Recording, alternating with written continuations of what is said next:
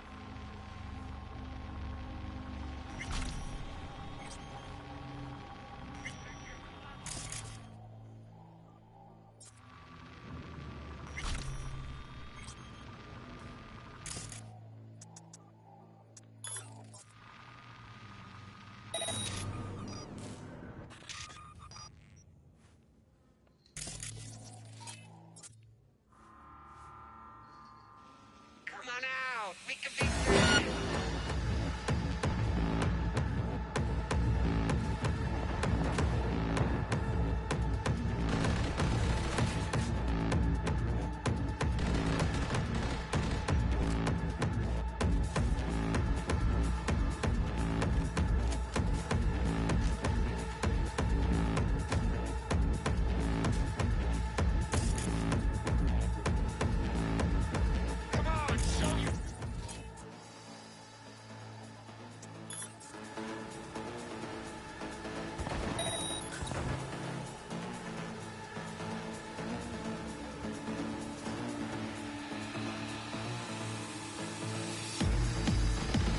Have us some fun!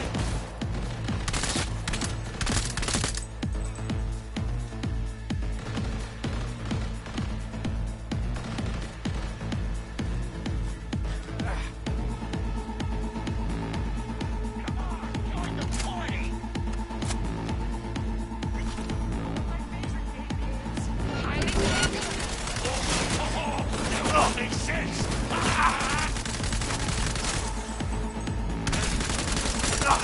Slice and dice! Slice and dice!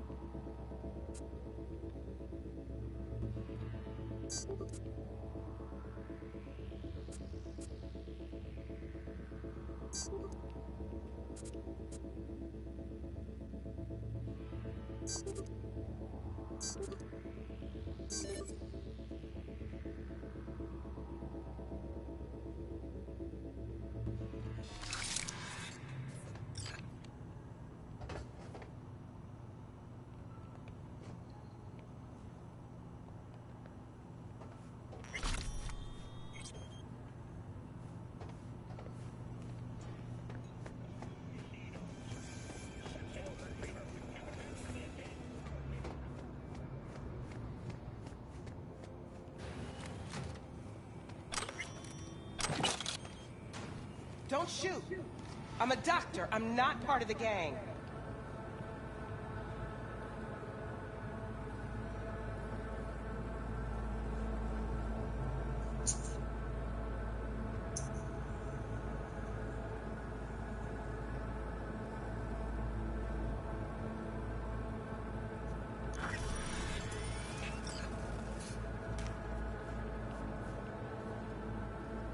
I know. You're Lucy Thackeray. Text blacked out again. Piece of shit. And you are? V.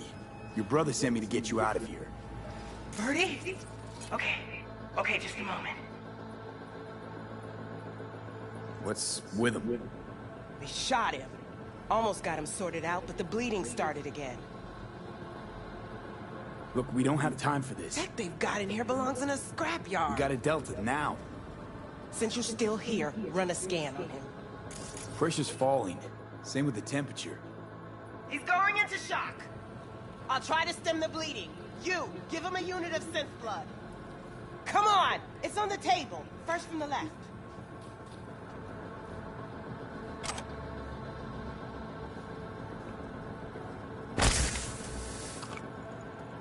Just not in my hand. Okay, gotta wait a bit before it closes up. Just finish up already. All right, crisis averted. Looks like. Rest he'll just have to sleep off. Thanks. Now we can go.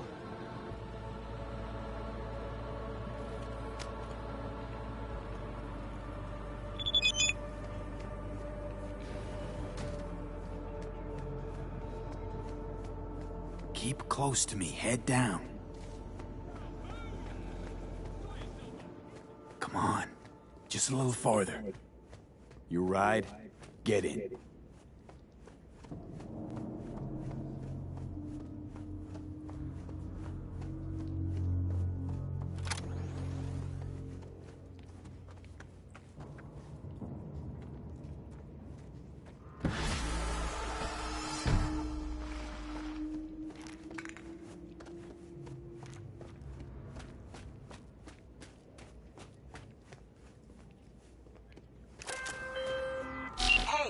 Lucy's safe. Preem work. Thanks.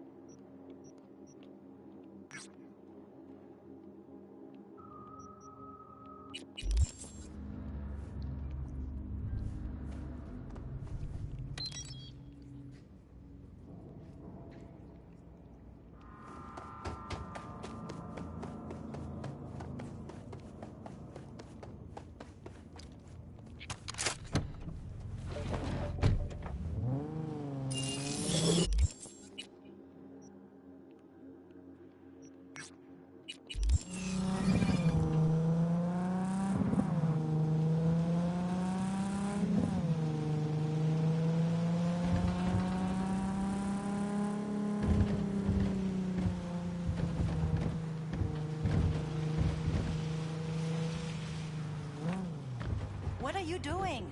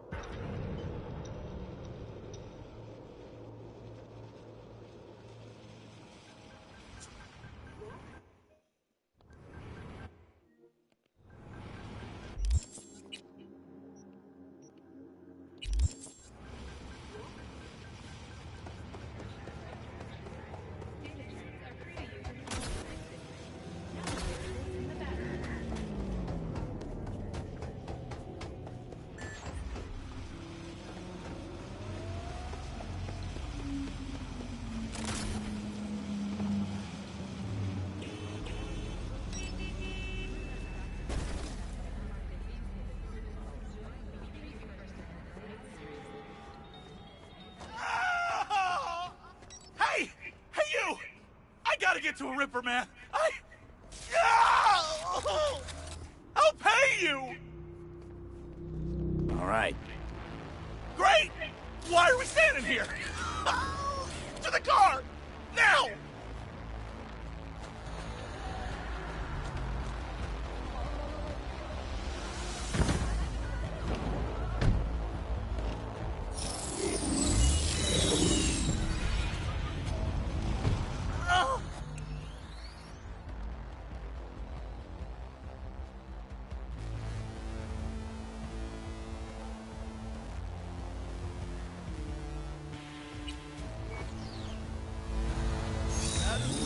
Guaranteed. Let me guess. Mr. Stud XCV-19 series. Yeah. How'd you know? I know my implants, including the black market stuff. Faulty series. Got recalled. Still selling it on the street, though. Hey. Listen. Thanks for not laughing at me. Appreciate it. It ain't easy, I'll tell you that. Fuck you.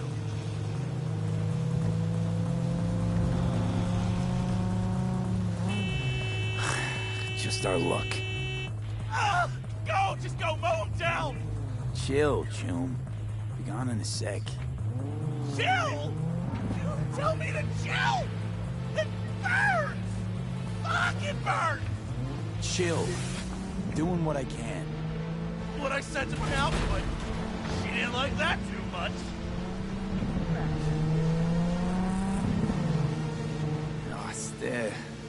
Oh, stand still. Better go around. Jesus fucking Christ! You really gotta keep yelling like that? You even know how much it hurts? Like I'm screwing a goddamn pencil sharpener! Well, suffer in silence, Chum. Heard what doesn't kill you makes you stronger. Real fucking funny.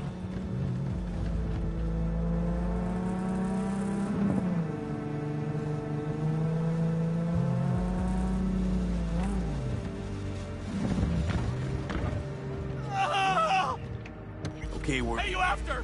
I'll call you! But...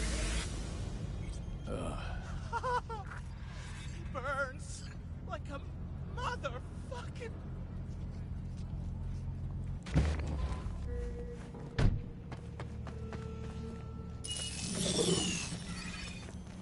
I can't! I can't!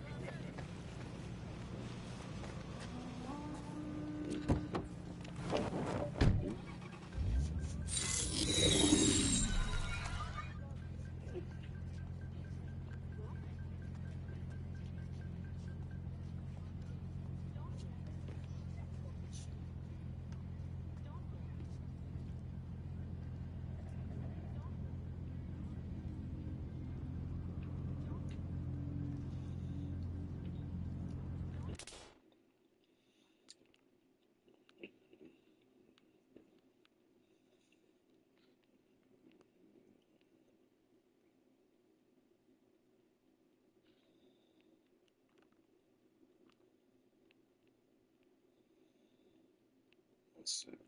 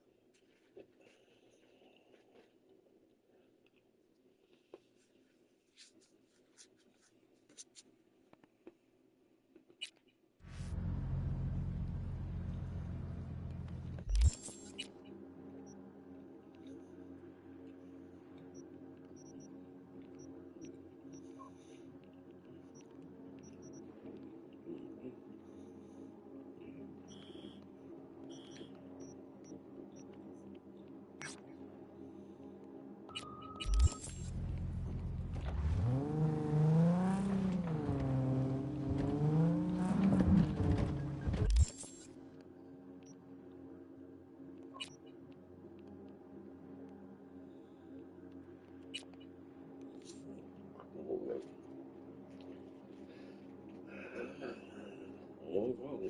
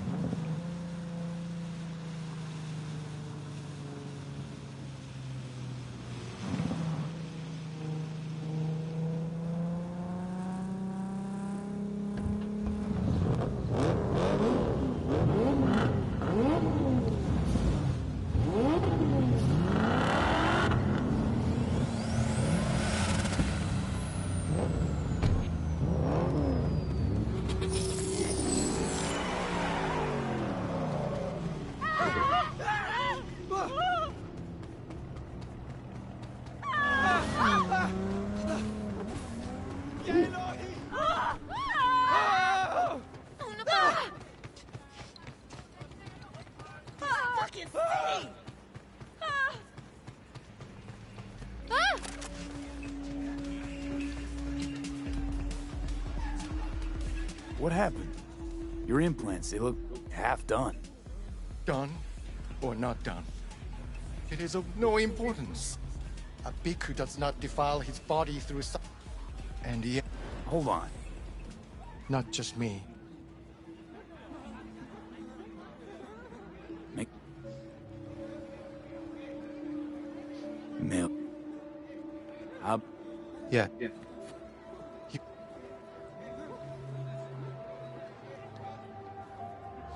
Fine.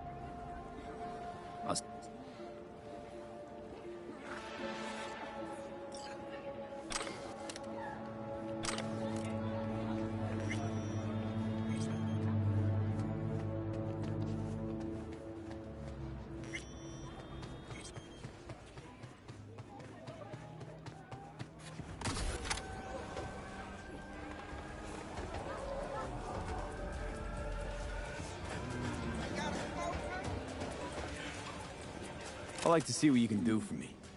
Plenty, I'm sure.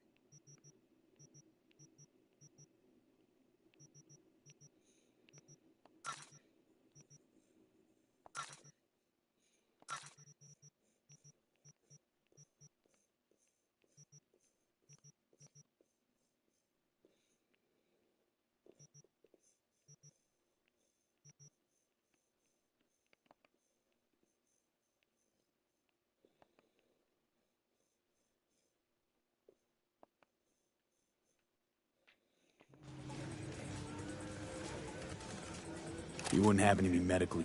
Certified. You see, I used to fly with the trauma team. Yeah, junior paramedic. 6 months. Wouldn't believe the things I've seen.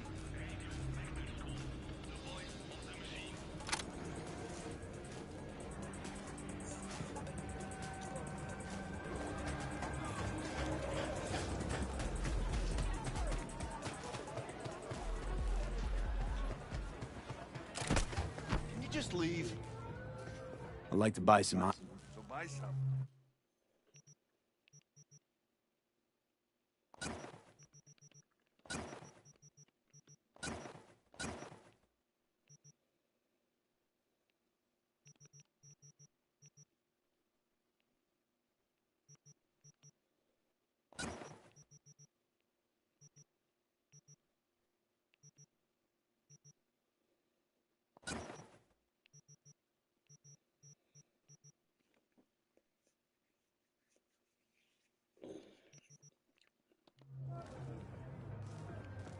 Looking at you?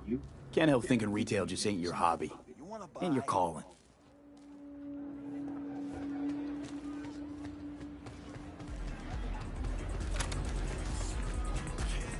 What happened?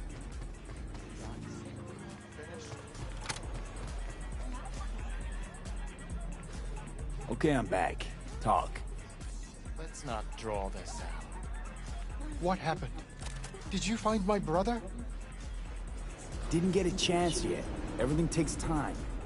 Time is precisely what he lacks. Please, I beg you, hurry!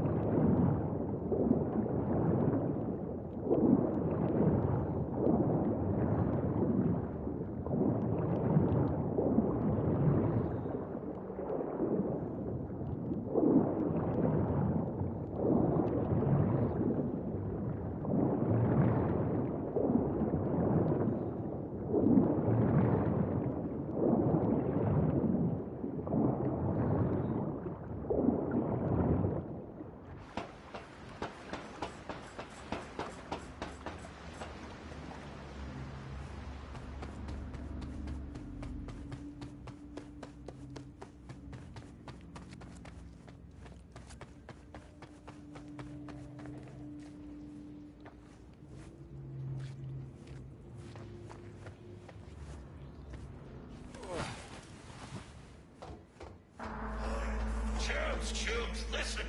What if instead of an R, we shift to every time we get a continue?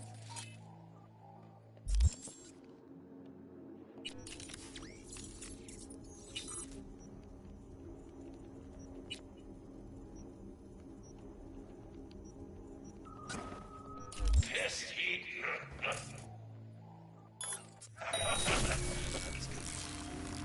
Packings for pussies! And then he'll start a next-gen Buddhist fellowship. Get this. You stole my fucking joke. Please, Dharma has brought me peace. Do not deprive me of it. Open your flap again and I'll rip your tongue out. So this is where they're keeping our fellow brother.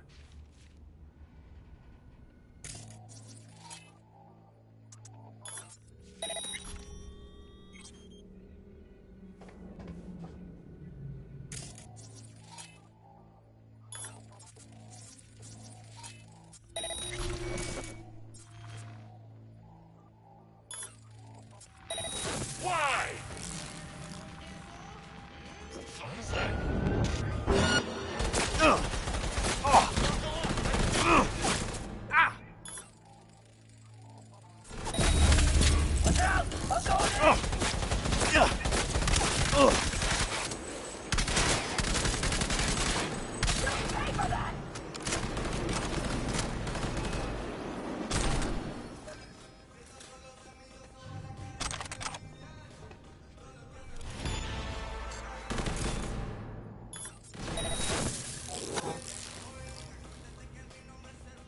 Need heat! Turn it up!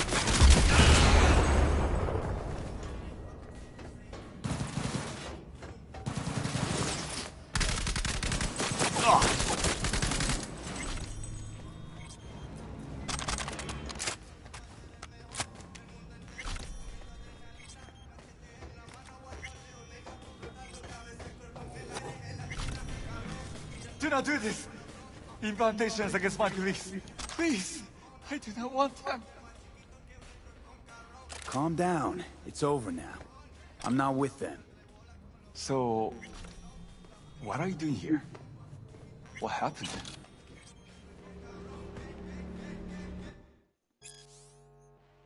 Glad I got here in time. Are you okay? Did they do anything to you? I was lucky.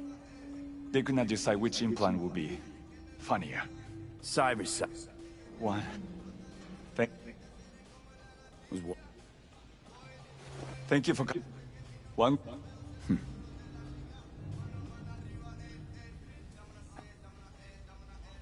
Don't monks live?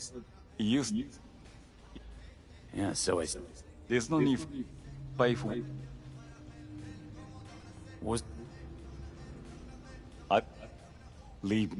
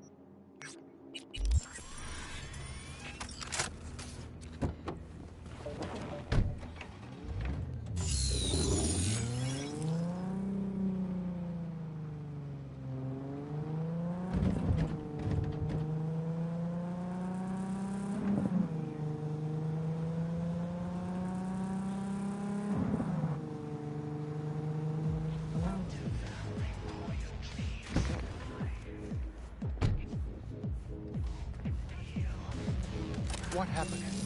Did you find my brother? Of course I found him. He's safe and sound. Just needs to catch his breath. Thank you. The universe will reward you for your good deeds. I should not give in to base emotions, but guy I with the feel smoking such a crotch? great relief that That's one he way to is put it. Anyway, just unharmed. calling to say I transferred the funds. Well, they managed to save your, you know. Yeah, as much as they could. At least the pain is gone. Anyway, once it heals, I'll get a better model. Something top shelf. Why the hell would you do that? Is that a trick question? Why does anyone get a Mr. Stud? To keep Splashback down at the urinal? Forget I asked. See ya.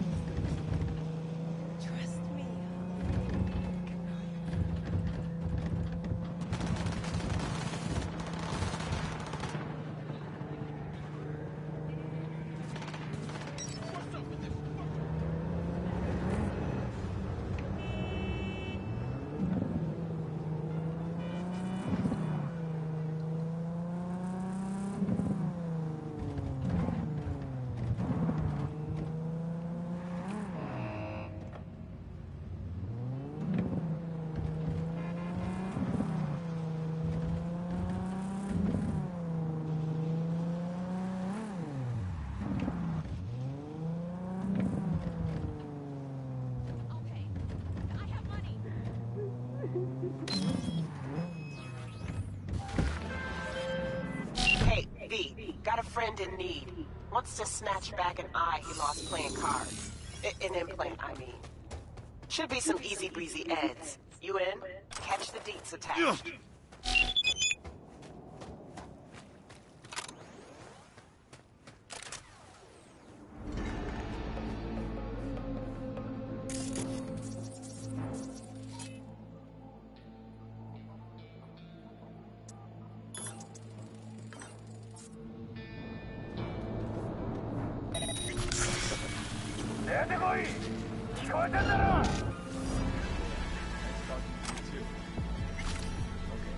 Moving on.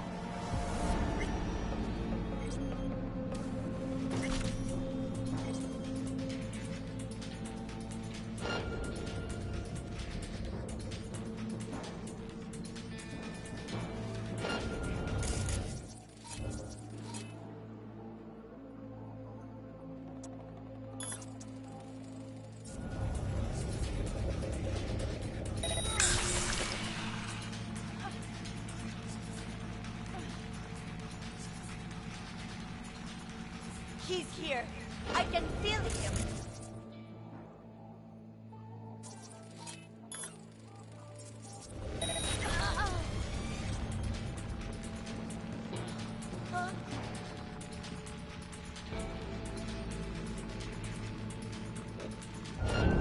I'm a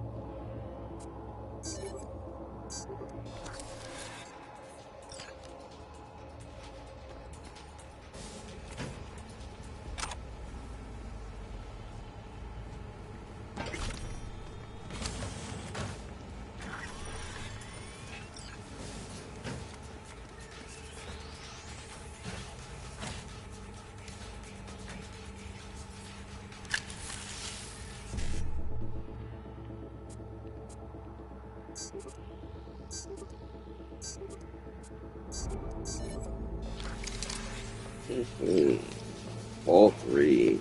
I'm talking about.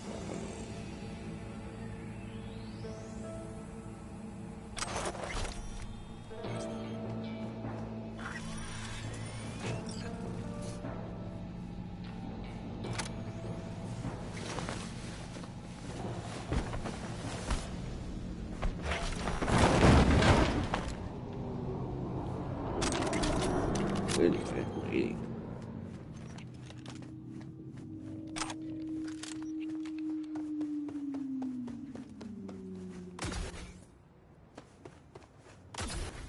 My life's only just begun.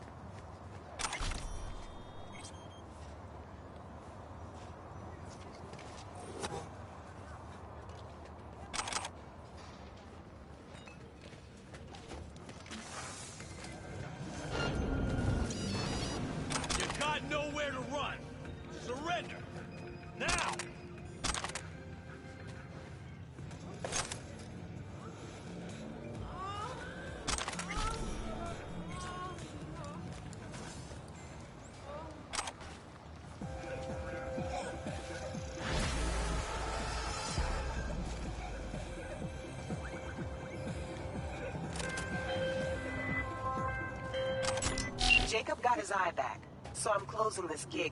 But V, we both know that wasn't top quality work. Maybe try a little harder next time, okay? Gig closed, and thanks.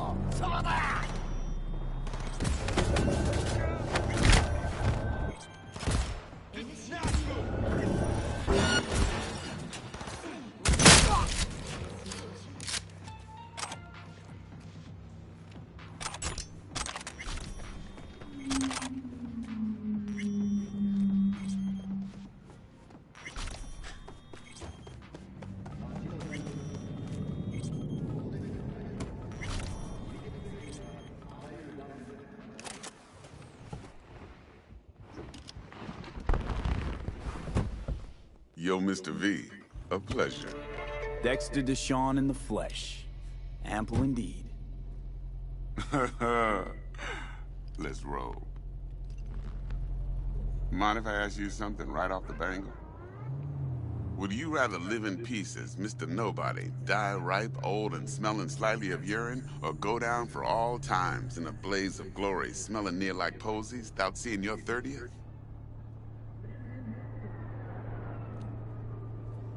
It's first place or no place, Dex. Cost isn't a factor. Classic. I'd expect nothing less from eager, supple youth. Respect. All right, listen close. Scanning a serious job now. Playing gargantuan compared to smashing up a scav home. Hang on. I gotta question my own now. Why all this, Dex? Why me? Could've had Jackie or T-Bug sitting here. Could've just done this on comms. Call me old-fashioned, but I like to look anyone I do biz with in the eye. Had the pleasure of meeting the Jackster in the past, and Sweet T-Bug helped this brother out 2 years ago. So here we are. Besides all that, got a special little pre-mission just for you. But we'll get to that. Let me hear it. What's the job? There's this prototype tech. A biochip to be precise. Job's to grab it. Simple. Yeah? Guessing it belongs to a corp. Mm-hmm. Arasaka. Surely that's no problem. Corps don't deserve special treatment. Shit, you ain't playing around. Got a feeling this could be a start of a beautiful friendship built on heaps of eddies. You work this out? Got a plan? Two things. First, a conundrum with the Maelstrom boys. Needs active resolving that. Second, a rendezvous. No. Simple. Client who brought us the job's No. anxious. She wants to parlay with one of the team. No. Yeah. What the hell? You're drinking my drink? I pissed in it too. What's the issue needs resolving with Maelstrom? You do not want to know where this has been. Slot in the shard. Thank you. No, what? No. Hey, No. hey.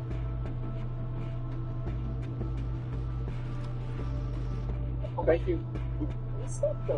No, what? Mr. V? No. Hey, No. hey. No, I just want my donut. You need to sit so I just want my donut. What? No. Yeah. What the hell? You're drinking my drink? I pissed in it Hello? too. You do not want to know where this has been. Thank you. No, what? No. Hey, No. hey. No, I just want my donut. You need to sit so I just want my donut. Give me. Can I see the menu, please? The menu, please, is none of your business. You're a fucking poser. You fake off. Mr. Yeah, you're a V? fucking fake off. Well, get us pizza. We'll keep it with you. You wanted a pizza, right? You wanted a pizza.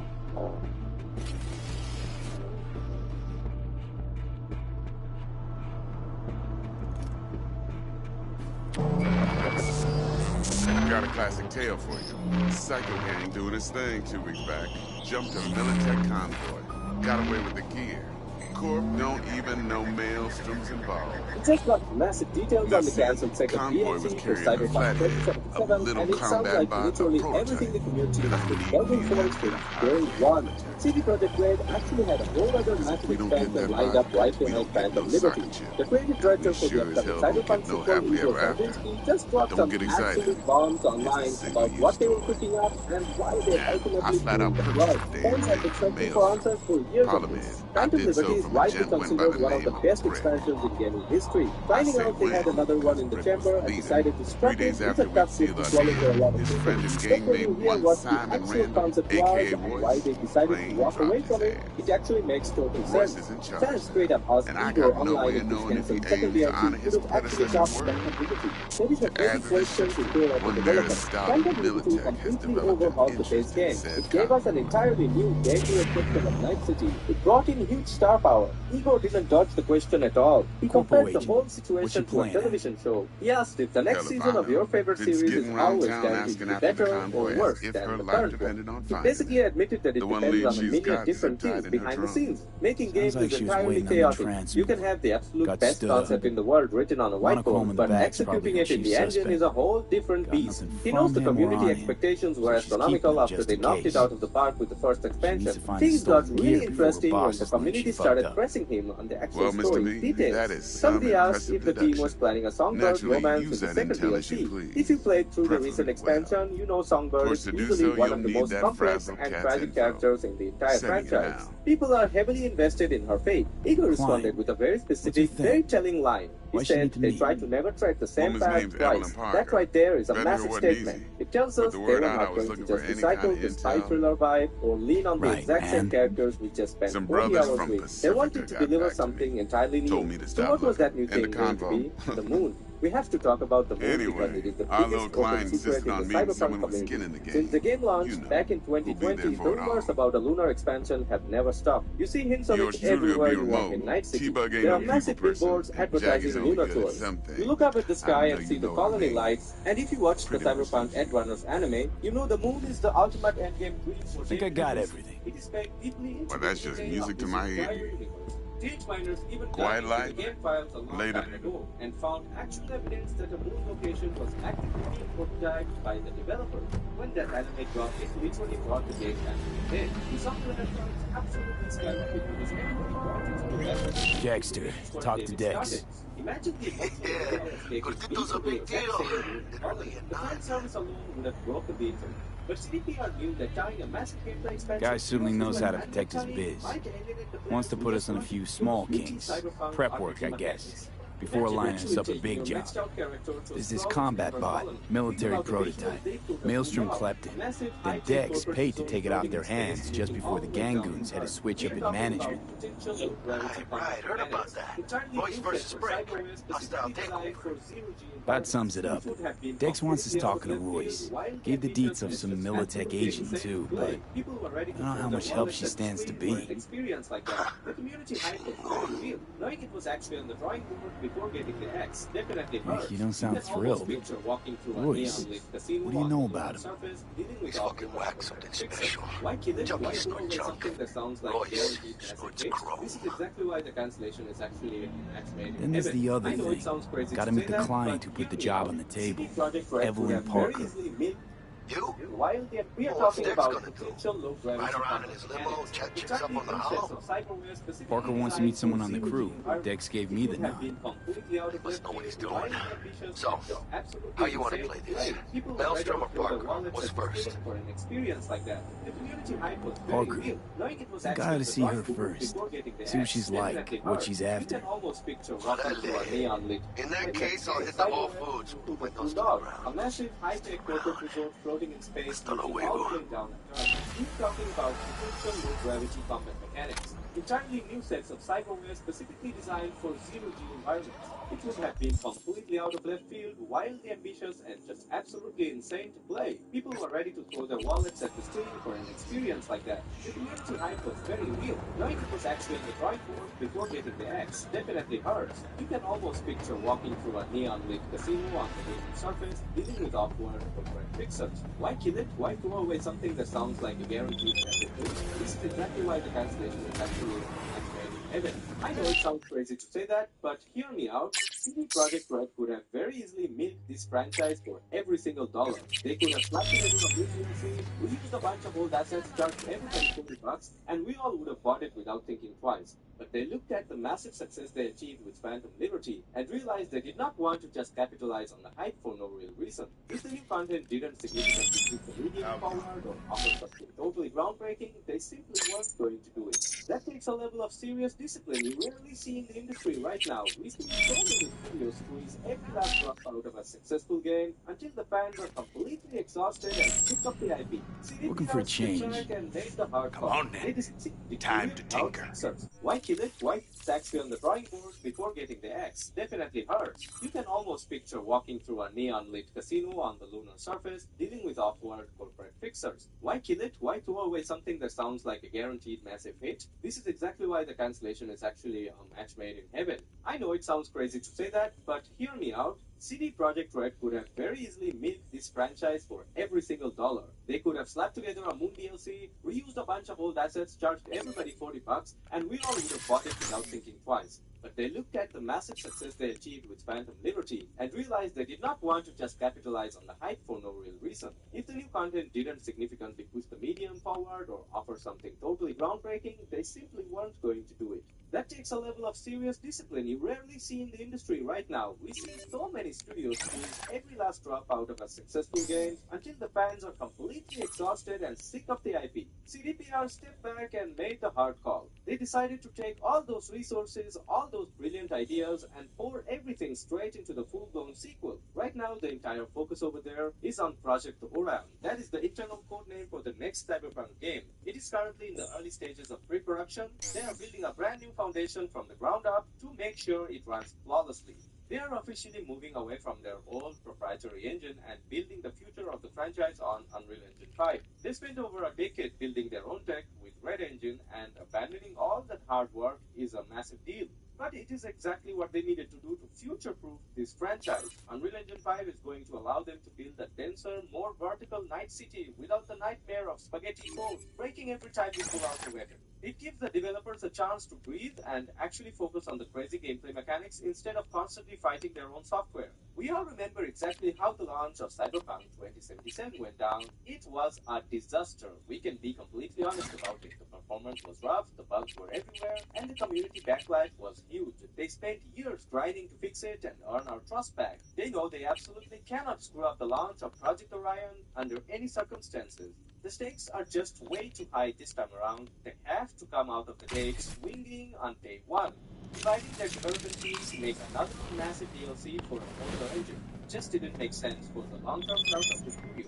The main development team is currently pushing incredibly hard to get the next Witcher game on the door. Once that massive fantasy RPG finally drops, the floodgates are going to open. The entire army of developers will shift over to Project Orion. Full-scale development will kick off, and all those wild concepts they had drawn up for the second DLC, the moon colony, the crazy new zero-gravity cyberware, the branching storylines, you better believe they are taking those exact ideas and baking them straight into the sequel. By scrapping the DLC, they are guaranteeing that Project Orion is going to be packed with insane polished content the second it hits the shelves. They are giving themselves a completely blank canvas to work with. Like we're saying, they never tread the same path twice, proves they are aiming for something completely revolutionary. They want to shock the gaming world all over again. They do not want to just hand us a slightly upgraded version of Night City. They want to hand us a world that feels twice as deep, twice as reactive, and totally unpredictable. I know it stings right now. Knowing we were this close to flying to the moon with our character is a tough thing to let go of. But this is the right play for the future. This is how you build the masterpiece that stands the test of time. You don't settle for good enough, you hold on to your absolute best ideas until you have the right technology and the right team to execute them perfectly. If they were willing to walk away from a surefire hit like a Moon DLC, just imagine what kind of crazy stuff they are holding back for the actual sequel. It is going to be massive. I want to know what you guys think about all this news today. Are you devastated that we aren't getting that second expansion to finish things out? Did you really want to see Songbird again, or are you glad they are leaving her story alone and moving forward? Tell me if you think scrapping the Moon DLC was a massive mistake, or if you agreed. Cyberpunk is collaborating with Fortnite, bringing Johnny Silverhand and V as playable characters to the world's most popular battle royale. However, they decided to bring over female V instead of male V, reigniting the age-old debate about which of the two options is superior. Personally, I quite like both male and female V, and I was always a bit confused about why people felt so strongly about one or the other. Can't both be good? For the most part, there aren't many gameplay differences between the two outside of the romances. Johnny's interactions with both tend to be pretty similar, and most NPCs treat V exactly the same regardless of gender. I guess the major difference comes in the voice acting performance. So in this video, I wanted to give my take on this whole male V versus female V thing, and by the end of it, maybe more of you will share my opinion. From the discourse online, it would seem like male V is less popular than female V. However, at some point CDPR revealed that Pan Am was the most romanced character in the game. That would mean that most players would have had to have played as a male. The stat is several years old though, so things could have changed by now. The reason female V is included in the Fortnite collab is likely because they could only do 2 skins. Johnny's an obvious pick, so having a male and a female character makes sense. And also, CDPR has been using her in promo material ever since Phantom Liberty. Really even earlier, if you want to count things like patch 1.6. Before that, promo material mainly featured male V, so I see it more as an equal distribution thing rather than a representation of the popular choice. I did read that one of the CDPR devs made the call for female V because he likes her better, but I think there's a bit more to it than that. Let's start with the voice acting, likely the most contentious topic when it comes to the two Vs. Male V is played by Gavin Drea, an Irish actor. He's done work in TV, film, and theater, but prior to this role, he didn't have a ton of experience in voice acting, so that's something to take into consideration. If you listen to any interviews with him, you'll hear how far of a departure his normal speaking voice is from his V voice. When I would go in the mornings, I go like, one of my kind of go-to lines would, anything antagonistic towards Johnny, so I'd be like, Jesus fucking Christ, Johnny, get the fuck out of my head. It was... That is fucking awesome. Female V is voiced by Jeremy Lee. She's a very experienced voiceover actress, and I think you can feel that in her performance. What I especially liked about Gavin's V is that he actually sounds intimidating. Whether it's talking to corpos or random gangers, male V actually sounds like someone who means serious business. You're talking shit about my mama? I'll fuck you up! Pack up your shit and get out of here before I break your hands. You gotta be joking. Vince V. Male V's voice is from his V voice. When I would go in the mornings, I go like, one of my kind of go-to lines would, anything antagonistic towards Johnny, so I'd be like, Jesus fucking Christ, Johnny, get the fuck out of my head. It was something like that. That is fucking awesome. Female V is voiced by Jeremy Lee. She's a very experienced voiceover actress, and I think you can feel that in her performance. What I especially liked about Gavin's V is that he actually sounds intimidating. Whether it's talking to corpos or random gangers, male V actually sounds like someone who means serious business. You're talking shit about my mama? I'll fuck you up! Pack up your shit. Get out of here. You're half man, half mega block. Not often I see a Ripper invest in a organic body like that. Most people don't realize the brain functions better when it's tied to real, not synthetic musculature. Replace even a single hand, and you'll notice a dip in concentration and overall well-being. Cyberware is more harm than help. Not great marketing for a Ripper doc. Nope. But it don't slow biz from chromers like you. There are times where male V can sound rude during what's supposed to be a friendly conversation, or a little too flat during tender and sensitive moments. If I just not... You blame yourself. Won't solve anything. Why don't we just take one? Because we need two. Shit. You're about as useful as a data term helpline. We raced in pairs, driver and gunner. So, you a turret guru or a driver's ed dropout? But despite a few misses, there are also times where I feel like Gavin absolutely nails it, and the emotional range gets quite good towards the later stages of the game. Hey, are you secure? Yeah, for now. Lost your fucking mind? Just don't try to explain. I find that female V's traits are actually the opposite of male V's. Where male V sounds convincingly scary and intimidating, I don't really get that same feeling from female V. Sometimes it's okay, but for the most part, I find that it feels more natural with male V. If I do, you'll calm down? On the other hand, female V sounds far more natural and friendly in conversations. I figured he was the type for Asia. I thought you'd find it too exotic. What do you mean? What's there not to like? Sometimes she even sounds a bit too cute for being one of Night City's most dangerous mercenaries. Hey. Hello? While male V elevates the gritty vibe of Night City, I find that female V has an air of optimism about her. Even though the dialogue is the same, there's a different vibe, two different takes on V. Night City feels bleaker when I play as male V, but female V's got some whimsy that makes things seem more hopeful. So, feeling better? No. So, feeling better? No.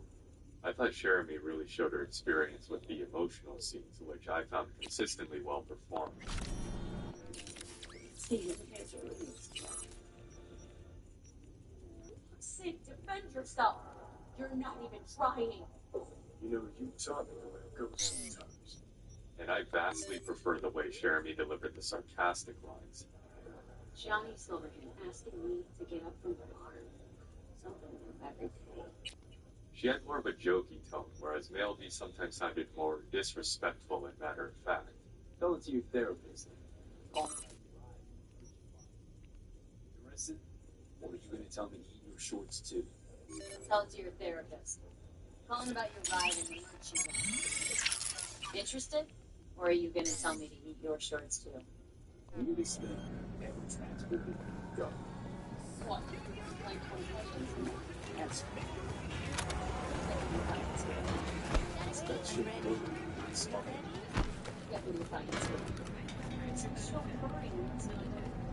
I laugh at both, but I laugh because female V is funny, and because male V is kind of a kid.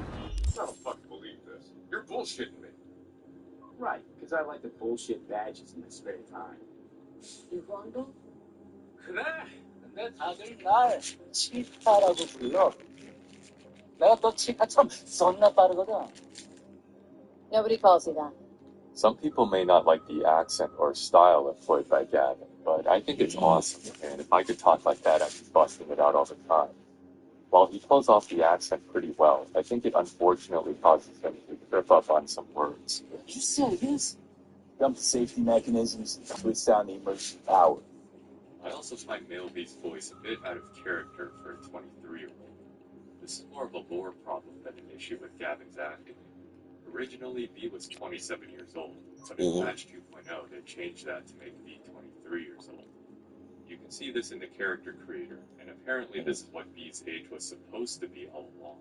It was an issue to start with, you know, I think it was just a miscommunication between, like, couple departments, like narrative and UI and so on, and we wanted to address this. While that isn't a huge change, Male V's voice at 27 years old is a bit more believable than for someone who is just 23. I know you could say Night City ages you and all that shit, but I think there's simply a tonal quality that comes with age, and Male V sounds seasoned, to say the least. You're more like me than you think. You'll see. It goes both ways. Maybe you're becoming more like me. Nah, no way. By contrast, I think Jeremy's voice actually fits well with a 23-year-old V. Some of you may disagree, but I think female V actually benefited from the age change unlike male V. She sounds youthful, but not like a complete teenager. No problem. Just a death sentence. This is how a soft story. I also prefer the way male V sounds when Johnny takes over. Voices are laid on top of it. I found that Keanu's slower speech worked better with male V's voice as opposed to female V's.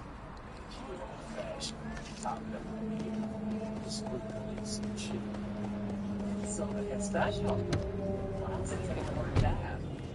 That's about all I have to say. Before we move on, I want to say that I think both Gavin and Jeremy really knocked it out of the park with Phantom. Really, everybody in Phantom was exactly much, but for Gavin and Jeremy, this was truly the pinnacle of their performance as V. Thank you. Do I know you?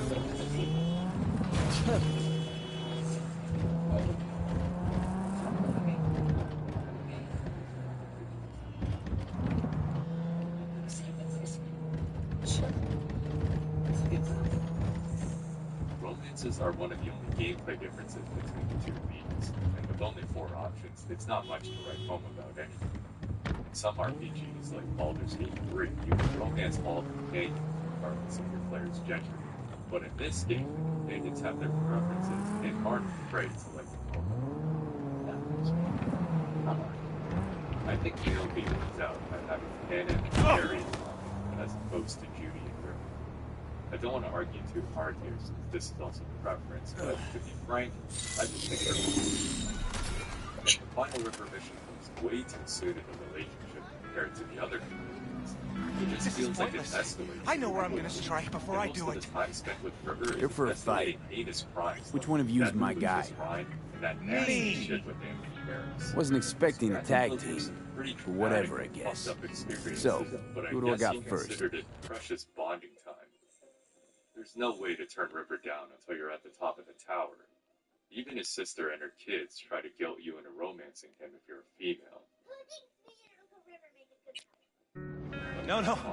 You don't get it. That body and this one, I'm the same person. So, what? Seeing double? I used to be twins, which you could probably guess. Twins had a close bond. They wanted to be closer, stronger. So they installed neural oscillation sinks. And now they're, well, me. One person, two bodies. My bodies do everything together. Everything. When it comes to customization, I think female B wins out here. While both fine, but we're raising the stakes. I find that even unmodded female fair. See no problem with that. So, can we get started? This tends to be the case in most RPGs. Show me what you got. When I played it, especially when I found out that this possible.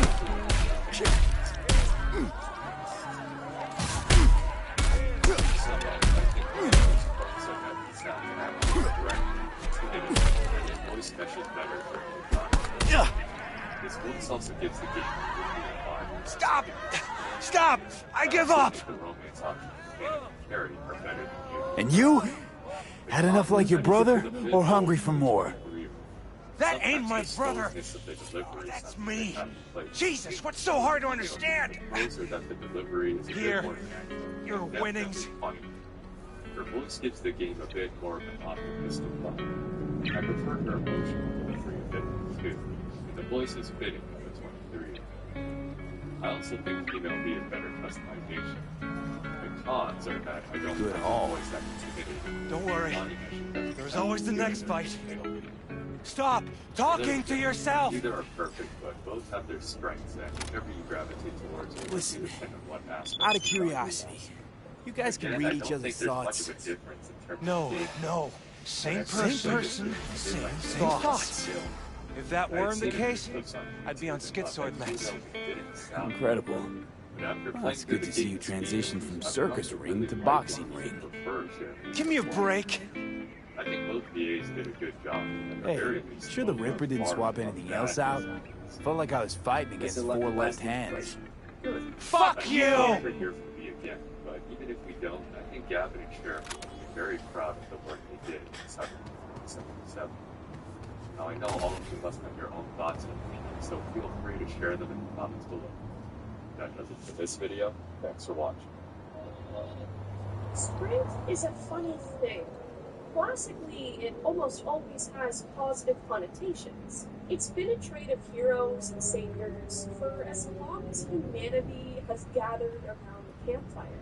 But the flip side of strength can also be seen as stubbornness. A strong will can be rather annoying to some. Bravery can be seen as recklessness, and restraint can be seen as naivete. Strength can even lead you down a destructive path and blind you to other alternatives. The Avocados are a nomad band of strength on loud display.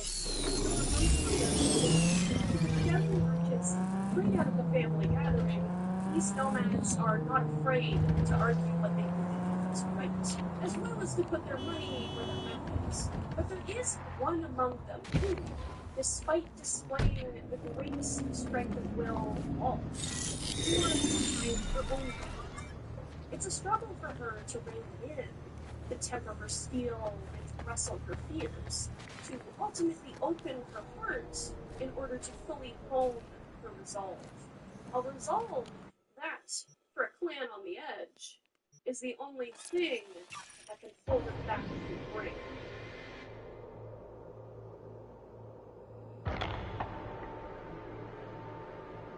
Founded by Juan Aldecaldo in the 1990s, the Aldecaldos are considered the first true nomad family. Their formation began as a response to the lack of safety and freedom in Los Angeles and Cyberpunk began in the 1990s. The lower classes there were sick and tired of struggling to survive. They lived in despair. We're closed right now. Rampant crime, with no protection from the authorities. Not all that different from today in places, and certainly not that different from Night City by 2077. The Aldecaldos began as some of the most disadvantaged people in society, but by time 2077 has rolled around, the Aldecaldos are the largest clans in the country. They're relatively peaceful and mind their own business. They just want to be able to survive in a way that keeps them free of corporate control. Safe from the parasitic Looking a little put out there, Input. The Aldecaldos Interest you in a preem BD? Never staying in one place for too long. Not my first time. It's not like they're welcome to either. Don't remember you. Especially in the I didn't get in through the front. Negative Huh, get a load of this you one. see this in these Right. intro. Rules are simple. Someone catches your eye, you do not grab them. You find them in the catalog, ask for a BD, and get yourself a box. No recording, no copping feels when the guards ain't looking. In you go. Have fun, Input. Welcome to Lizzie's.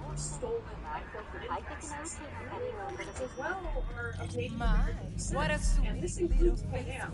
Native Americans have an extremely long history dealing with the brunt of corporate and government oppression. This fact very well been an influence on Pan Am's staunch opposition to any form of corporate control. But this is just speculation, as we don't really hear a lot about Pan Am's background. Get you something. But there's no denying the influence of this fact and experience on nomad culture. The Aldecaldos also have a long-standing rivalry with the Raffen Shiv, race they unfortunately share the Badlands with. But unlike the Raffen, the Aldecaldos are not murderers. Many among them may not have any love for What's on the menu? but they're people who would rather help a dying stranger in the desert as opposed to shooting them or torturing them. The Raffen are just generally horrible. Either way, the Aldecaldos don't look kindly on those who would try to stomp out their life of freedom. They don't look kindly on the idea of serving those entities that made their lives a living hell in the first place. So you can imagine just how well things go when somebody tries to do just that.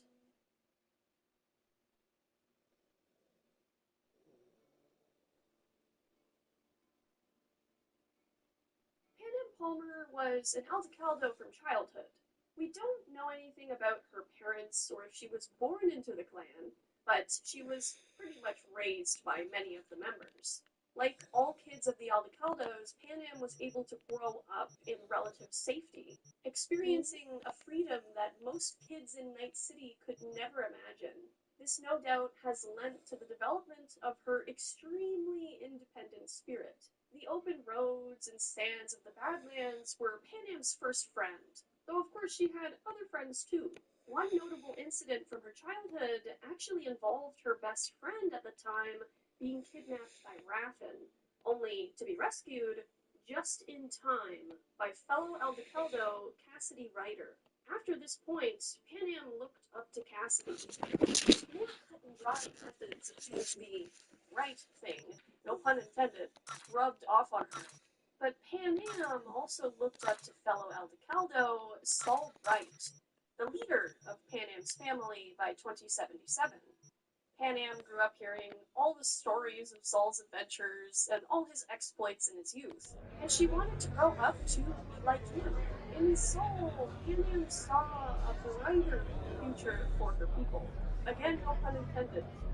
Pan Am I'm looking for grew Evelyn into a Parker. decisive young nomad, Who's asking? one who began to butt heads with the man she had once Name's V. idolized. She and I have a, date.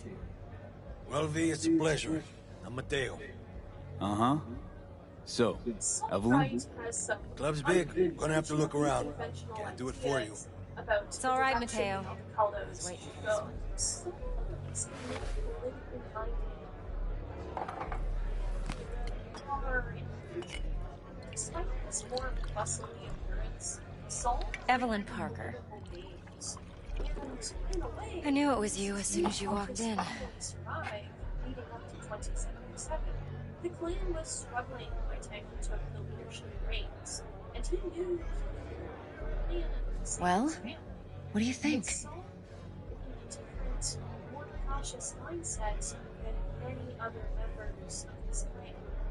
A large number of the Alcaldos consist of veterans of the corporate wars, experiencing the worst the corporations had to offer. They saw villages burn, V? blazing, all in the name of profit and consumption. For those returning after the war, or just joining up with the Aldecaldos, they wanted as far away from corporate influence as possible. But Saul was not a veteran. He didn't see the horrors that his fellow Aldecaldos saw. This led to a lot of decisions that ruffled the feathers of his closest friends. Though to Saul, any sacrifice was worth it so long as it but it's a life Sense on? Only tequila I drink. How would you know? I like to know everything about the people I work with. Either that or it was just a lucky guess. Before the events of 2077, Saul moved his clan right outside Night City, and Pan Am followed him. She actually says to me in the story Well, that the what do you last think? time she crossed that border, she did so. She wanted to believe in Saul, even if other people wanted to live in Night City. For understandable reasons, Saul sought a long-term relationship with Biotechnical in order to ensure more consistent pay for his family. Saul actually wanted to get technology that would Mind if we talk about the job? Heard you got something for me. The terms of this arrangement, But not however, here. became Come with me. constricting and very opposing viewpoints. His eyes were on the future that he really wanted his clan to have. If they gave a bit of their freedom now, they would have more independence. Or at least that's the thought process. Saul would actually go so far as to punish members who suggested alternate routes of survival. After he returned from the corporate war of 2070, Scorpion made a suggestion that the Aldecaldos maybe be saying that there was strength in numbers. Whatever Saul's reasons are for disliking Snake Nation, he did not appreciate this suggestion from Scorpion. Saul didn't give him any work for a whole year, more or less ostracizing him from what made their way of life work. Many felt that this ongoing arrangement of bending over backwards for Biotechnica and Saul's more despotic approach was bringing them closer and closer to the corporate slavery that the Alcaldos wanted to avoid. Pan Am Palmer was the loudest of all the dissenters. While Pan Am wasn't necessarily advocating for joining Snake Nation, she fought Saul tooth and nail over his ideas. She was just as bull-headed and just as stubborn as Saul. While Pan Am was many other solutions, she carried the sentiment of the family at large, that it was better to struggle on their own terms than to submit to corporate overlords. But Saul did not budge. It is a classic case of rock meets hard place. And so, Pan Am left her family for a time, headed into Night City to live the life of a merc. She actually got into the afterlife working under Rogue, often pairing up with supposed fellow nomad Nash Bane. But this all went downhill when Nash turned out to be a wraith, and he stole her Thornton and took their cargo for a job they were going to do, leaving Pan Am hung out to dry. The first time we see Pan Am is in the afterlife. Pan Am is giving Rogue hell, and you understand why. She had no idea she was working with the Wraith, and Rogue had no sympathy for her situation whatsoever. But despite Rogue's indifference to Pan Am's struggles, even Rogue admits that Pan Am is a very competent mercenary, even if she's mouthy and impulsive and kind of annoying. Rogue connects with in order to help him get a hold of the roots to all of his current problems. And Hellman, the creator of the But of course, no plan this game ever knows 100% speed. This video is brought to you with Warframe is the most comprehensive combat game you can play on PC and console. With over 2,500 tanks, planes, and ships from the 1920s to modern day. Warframe's extensive customization system and fully PvP modes allows you to really make your commanding experience unique. Each vehicle is painstakingly modeled down to its individual parts, enhanced by realistic sound effects and beautiful graphics. Join 70 million Warhammer players for free on PC, Xbox, and PlayStation, using the link in the video description or the comments. New players and those returning after 6 months will get massive bonus, including vehicle decorating, valor, 100,000 silver lions, and 7 days of free content. Available for a limited time only, so don't forget to click that.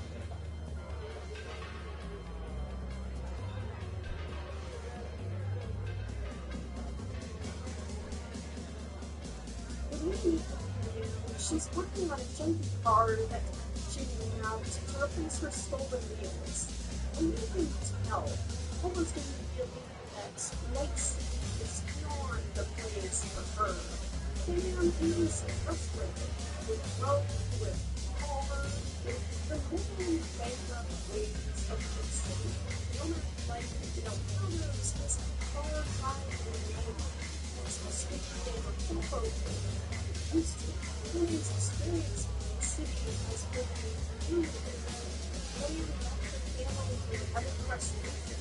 You can tell that this absence is a way for her, but she found herself at a loss for how else to handle her anger and sorrow and his inability to listen to other opinions. I think a large part of Panam's struggle to meet little with Saul, and I think it's also a thing that struggles with too, is that they both have a difficult time being vulnerable. And I don't just mean that they both feel vulnerable. These two people, as we see throughout our quests with them, are extremely stubborn, very sensitive in ways. They both are manipulative and they can get fired up real quick. I'll dig into this more as we go, but it's still worth noting right now that Andy and Saul are super similar. And officers distance and openness and hunger in exchange for helping protect the farm. This against her, while Pam would just stop at the dog color's hands and see she gets cold. But Saul gave orders that no one would insult her giving an indirect hand only letting her do her stuff with her pain. But the way Canon trudges around camp after this and picks up all his stuff has the same feeling as a kid who just moved out, who needs help from mom and dad, but was told they were on their own. He feels a bit heavy. The other avocados in the camp still acknowledge her, however. Many of them ask if she's going to come back. If anything, I'm willing to bet that men saw her as the only that they had for their own opinions, and the only other person who was strong enough to go up against Saul. Cameron would be get her truck back and taking out a bunch of breaks in the process. But Cameron wants to go one step further. She wants to take revenge. She was her revenge, which is a really interesting point to note about, its strength. As we see from Canyon Saul, this strength can come from a good place. But Nash, in being in charge of a bunch of wraiths, shows how it can be warped into something ugly. Wraiths are almost always the worst of the worst. Murderers, abusers, they take what they want from whoever they want, and they don't care harm. I think it's important to know these two sides of this chemistry, but also to take a look at Canaan's desire for vengeance. While sure, taking a graphic is always great, Canaan has very strong impulses and she often feeds into it. Maybe in the beginning of these courses, and that, in and of itself, can be a very dangerous thing. Not to say that Canaan is anything weird to behave like wraiths, but when you look at someone like Nash, you see what happens hard to the designers. After taking down Nash, the wraiths are put all road. She gloats about blood, she's done the cargo, blah blah blah. But Rogue bruises Canaan's pride by not even caring and calls her out on how impulsiveness the grandeur of this situation, how it's always worth chasing. This is an interesting point for Rogue, in my opinion, because as we see in some band-aids, Rogue joins you in raiding on Southern Tower. You can absolutely argue that this was done on impulse and out of emotion, but at the same time, Rogue can see how being impulsive and reaching down a bad path, is a lesson in how to remain alive for so long, being strategic. I just think it's interesting because it definitely can look like Rogue is being prepared with this piece of advice is important. Later on. Either way, Canan's convinced by Rogue here, and we actually comment on Canan's distaste for authority figures. It's our first glimpse into her past frustrations with Saul. Canan breaks against authority, and I definitely think this is due to her independent upbringing. And this independence is what has allowed nomads to survive. So it's not at all a bad trait to have. But Canan struggles with her own emotions and managing them. She is still angry about Saul, and she gets even more riled when she feels she has been failed yet again by another authority figure. But I will say that I think that Rogue busting Canan's balls here was a really important moment for the character. Rogue is not in the wrong for telling Canan to clean up her own mess. She's not wrong calling Canan out on her greatest weakness, her impulsiveness. Is this nice? Is it fair? Maybe not. But I do think that Canan takes this hard in the sense that her plans following the Covenant mission tend to have more careful and thoughtful planning than others. But we'll get to that. I also think it comes down to the simple fact that Canan is not a rose of the main city. Someone's word doesn't mean anything here. It's void. It's nothing. Not even cash is a guarantee of fairness. It's how the Calvados are unstable. Afterlife is a business, and is just trying to make the person into existence. She doesn't want fame. She's not wealthy. She's realizing very quickly that this life is not her.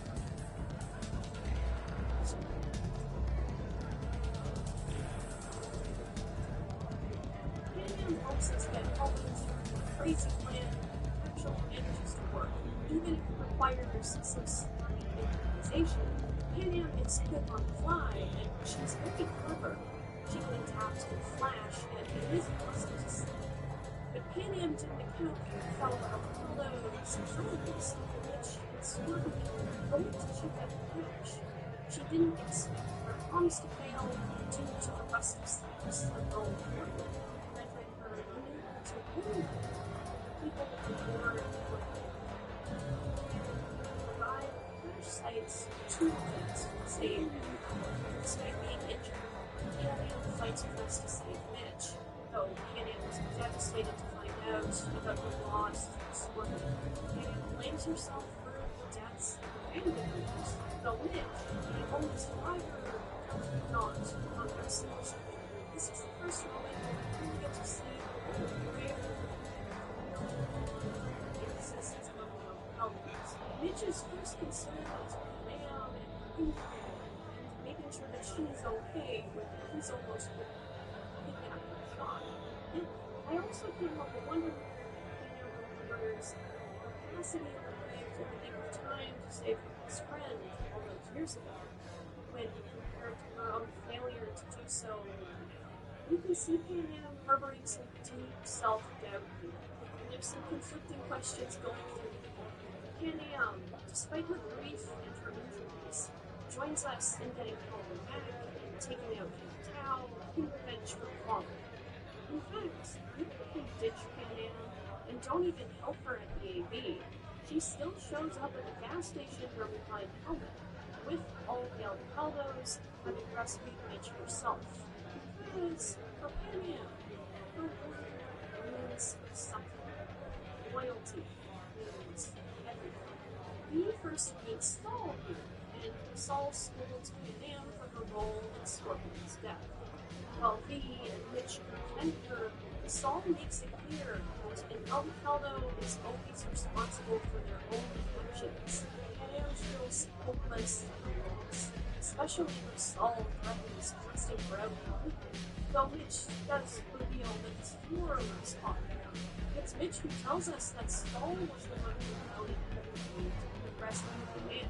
Saul was concerned for Pan's safety, urging the Alcaldos to guard Pan gets back to Main City. She continues doing her slavery work and hinting at Ryan about whether or not she should go back to the land. Scorpion's death hangs over her as well as her role in this. Pan reaches out to V through text, expressing her own doubts and confusion. Pan is torn between a way to please herself and simply hoping for is beyond able to do anything, and she listening to others. So, was Rogue right in parting his useful honesty for this work she herself admits is great despite her flaws? But despite her conflict, Pan comes rushing as soon as word comes through that Saul is missing.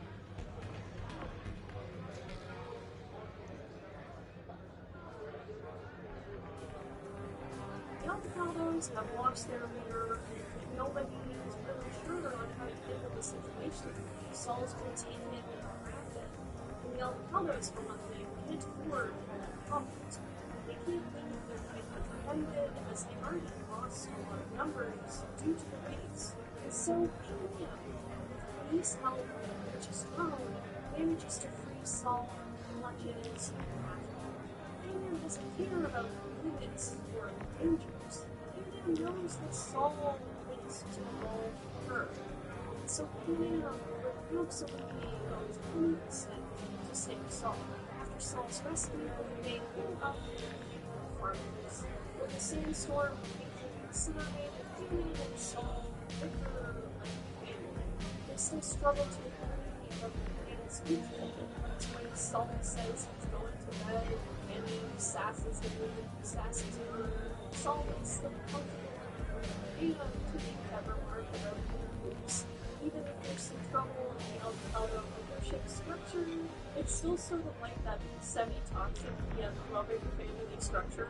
The next day, Pan decides to rejoin the leadership despite the disassociation Saul's has. Saul invited Pan back himself. As Pan rides off into the skies, you know that the fate of Blake's future does not end here. But at the very least, Pan is now going back to where, in her heart, she knows the ways and blind her with her experiences in me.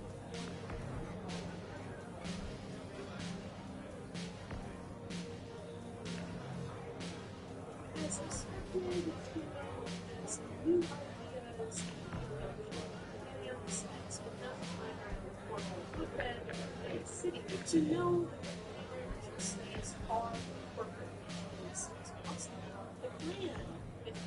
influx of rape attacks and Saul's kidnapping needs to be able to better stand on its own, and many of the people agree, even if they do so quietly.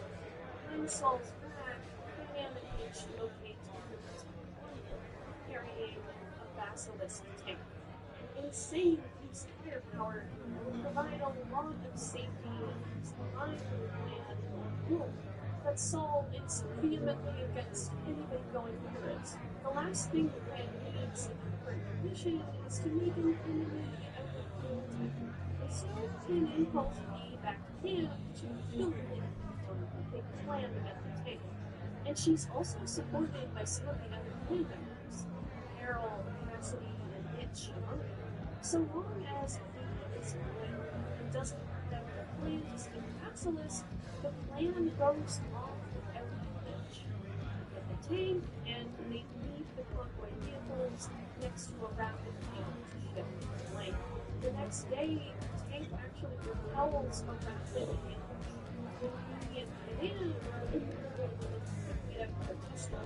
They save the Albatross camp, leaving Saul and I in the right hall.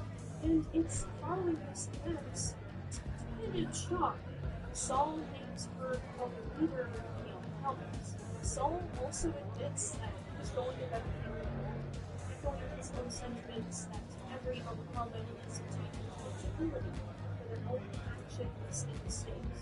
And also, Saul recognizes in Japan what is also a very important trait about himself. Both Saul and Pam are willing to risk everything for the good of the planet. Saul and Pam were both willing to risk everything to save each other. Both learned to overcome their own personal hurdles to meet the middle. For Pam, her own self-doubt and uncertainty. And for Saul, this tunnel vision and one-track mindset. While Pam can also possess limited viewpoints, she and Saul together are a great pair. They both balance each other out, and I think with time, they really understand each other. And they both care about each other and everybody in the family. For both of them, it is not about holding on to power, it is about doing the best possible thing for others. Even Saul's acceptance and strength here is a very important point for both of them, because Saul is lead by example. He takes to heart the opinions of others, something incredibly important, and something I think will never be killed because of Pan. But Pan can also take this the wisdom that comes with intelligent, something that Pan really struggled with. To be vulnerable like that is no easy thing. It's interesting how a fear of vulnerability can really stand a person. How a fear of an uncomfortable opportunity can juggle right in there that doesn't need to be there in the first place. However, there is another aspect at play here. One that Pam isn't super well versed with. Saul is playing politics. But before we get into this bit, let's discuss what I think is V's best moments. Pam.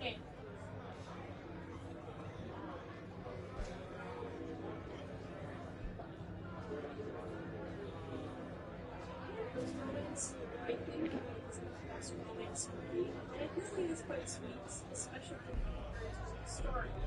Amy herself even says to me that she's not comfortable with tenderness or expressing the more sound, but she wants to try to do it with me. It's one reason why she sort of takes things slow with me. Pam's whole quest lines for balance for both vulnerability. Saul does that for me, and he was wrong. Pam does this for me, as well as the more subtle changes to the story. And we continues to carry on the story, specifically in the course of the Star ending, which is, without a doubt, the best ending for me. As a character, we can simply work in the world without giving the best ending. Even if Pam says, whenever she will be there. So, we just work through and chooses to be Pam for help. Canyon is there, but no hesitation for basic questions. Aside from where like loyalty is an alcohol specialty, and there is no way that can ever be and deny. Romance works. And the same goes for on the surface. Someone knows if a man ever struck a head on a road, there was a huge risk of fracture, splitting the hand in two, and that could very well spell disaster for a lot of people. While I do believe that Saul sees a lot of potential in Hannah, he's also motivated to raise her up because of more subtle reasons. In the start ending, Saul can actually decide he's not helping him by kindness and loyalty like he sort of advertises. He's doing this for Hannah. And by extension, like, he knows Hannah he recognizes the gravity of the situation that he's bringing his people into, and he knows that Hannah's fate is either hers or his. Hannah herself is also sort of put out by Saul's very sudden movement. She says, but she's not as really as he is. She's a straight shooter, so she doesn't know what to do. This is also why so many people among the Alconos like her and respect her. What you see is what you get. Hannah is incredibly nervous about her, especially in this raid herself. She doesn't want to let her people down.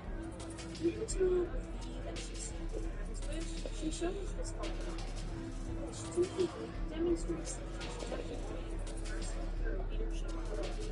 But you can't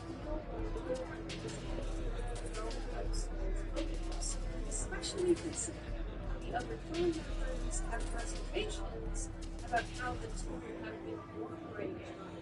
Like, is this a sign of bad things to come? Or is this a sign that Hannah could someday learn some of Saul's tactics and become a better leader because of it? Also, veterans like Carol and Bob actually explained to me that Saul is using the rain on Koji to plan able to put some wicked tech from himself to holding lots of enemies.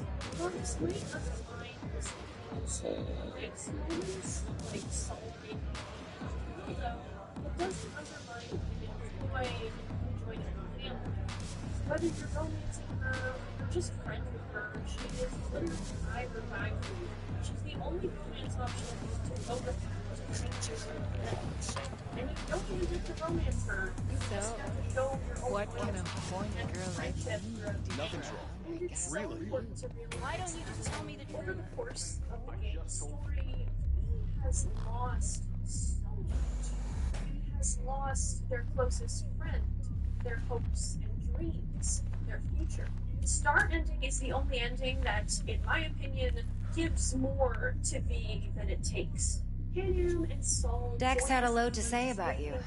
Called you professional, effective, and trustworthy.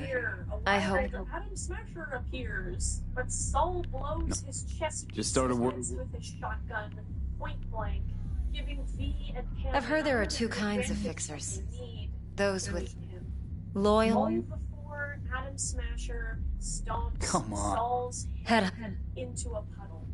His final words being that of the name of his clan. Come on. Screams bloody murder, and together you have I'm hoping. Saul's death. As you Let's. should. For me, Saul's death We're is tangled. the saddest in the whole game. It was even sadder for me than Jackie. Arasaka seems to have quite the touch with that hotel chain. But I gotta say, Konpeki and Tokyo still leagues above the rest. The two are identical to each other. Japan's staff, huh? The service can't be beat. Well, so where's this chip hiding exactly? in a suite on the top floor. Yorinobu Arasaka. Could it be? Tell me. is the only Look, ending where if you've got any spare aces up your sleeve, now's the time to show them. Now this should make your prick perk up. Yorinobu recently swiped the chip from an Arasaka laboratory. He's made a deal with Netwatch. Aims to sell it to them. Have you spotted my ace yet, or... to at least ensure that these final days are spent in comfort, and also to try and find a cure or a fix if any such thing exists. Fine. V can now at least And the case is... live the remainder of their days. You'll see for yourself soon enough. Provided we're done gossiping about the Arasakas. To care. And I also want to say, it makes so much sense story-wise One more thing. that V would Irrelevant. We're talking about dating. to return Listen, to the just... given Oh, Now follow me. Got something for you. how's a brain dance supposed to help? Need facts, not thrills. Think BDs are only good for fondling virtual tits. Jacking off to in those boxes. No. What are you doing? No. It can be a very useful tool. Good for analyzing details human perception, even boosted, doesn't grasp. Exactly what you need. So what's on the tape? Yorinobu's suite. The glorious interior. You'll need to locate the relic yourself. Hope I grabbed enough detail to make that possible. Body in the sun and devil endings, no matter what. Panam always leaves Night City with the Elder and Saul is still alive. But the ending that hurts the most in regards to Panam is the Phantom Liberty one. V was in a coma for 2 years, and Panam tried to reach them, but understandably never got any word, whether you romance her or not. When you try to call Hold up. Mean to say you recorded this? Mm-hmm. BD rec implant. Why, you object? No, not a... Let's see this brain dance. Judy'll help. She's a Mox, too.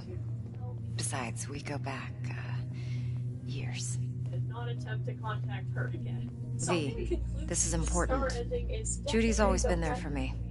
Always helped out. I trust her. But she's a Mox, not the latest member of your crew. Try not to forget. So, you'll be a good boy, tread lightly, and keep that tongue on a leash. Relax. Believe it or not, I'm no stranger to tact. In biz or life. And it's all because of love and family. Hey, there you are. This is V.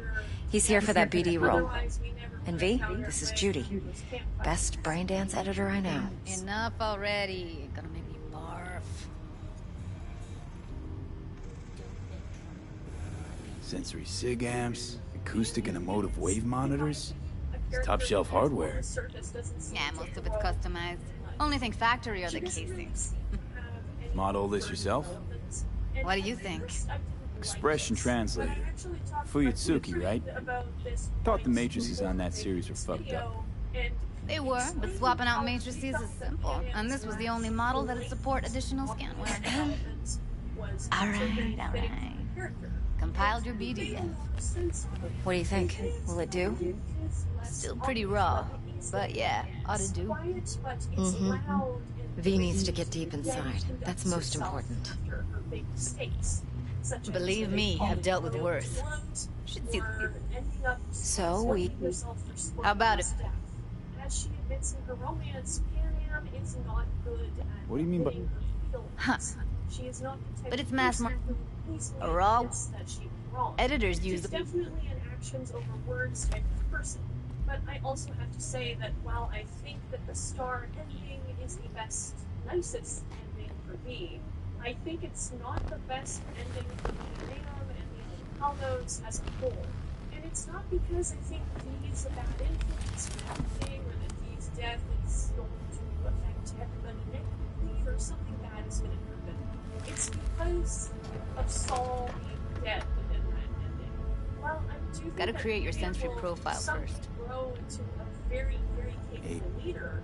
I think the best, most effective way that that would have come about is if Okay. Saul was there to continuously mentor her. Mm-hmm. While Saul has his faults, he is at least Okay, now let's set the optics and other a wiser version. Hannah describes Am I her gonna have to as do this your calibration trusty dance soul every time? faiths all Not the crazy necessarily, stuff but it's worth the wait. Give me 2 more minutes and you'll see exactly what BD analysis. no matter One how more. dangerous it was. Okay. If it was for the claim, All set. then it was You worth need to it. test your profile And first. then Tossing in a she was sample saying, BD. and I You can think use that's it to get to know the why they editor. both butt heads so Now let me much. see. And also Where why could Saul we... decides to raise her up as well. Can't he just use my recording? Why are we wasting time? So we don't risk our necks? Besides, won't take a sec. Got something here. Should be perfect. Saul is more the forward-thinking character. Hannah This won't take long. Be diving in setting a good example for Can-Am and Plan's simple. Do nothing odd. Don't get creative. You go in, snatch the cash, get out. And we sell the BD to those psycho freaks from the studio. Got it. And remember, everything on full blast. They'll spot us extra for a wicked adrenaline high. Okay, on you go.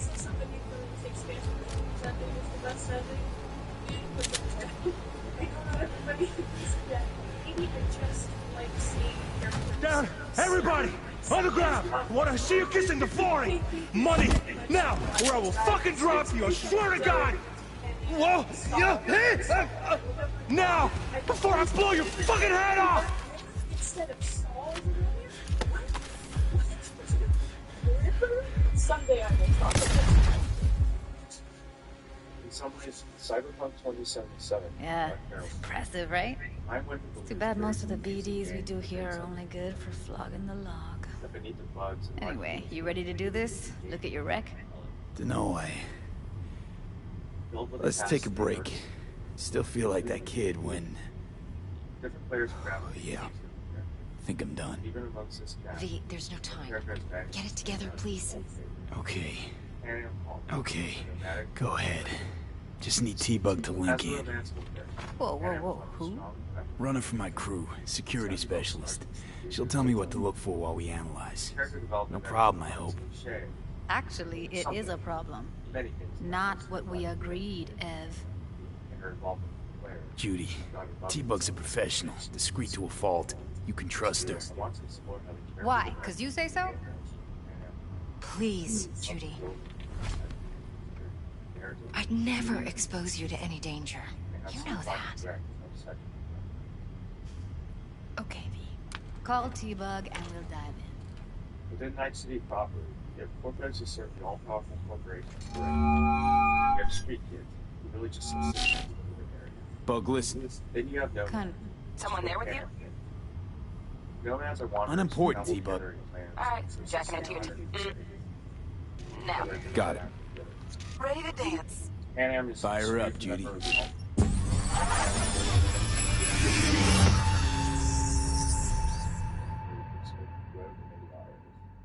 We crossed paths early on in Alright, V, eyes open. Gotta find out where Yorinobu's keeping the relic.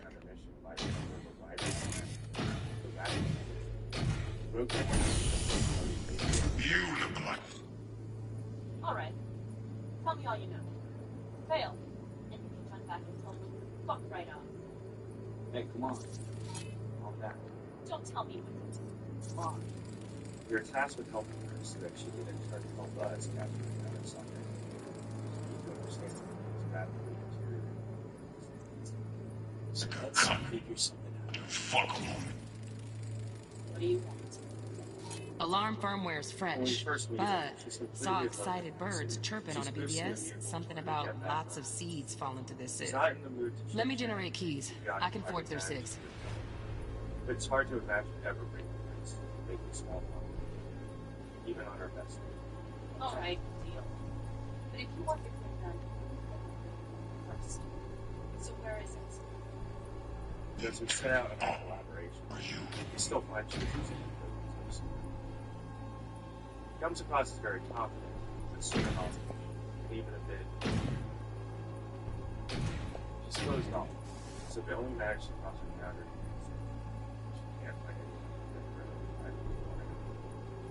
She wants to make it on her own, but she truly needs some I support, did. so she has to settle.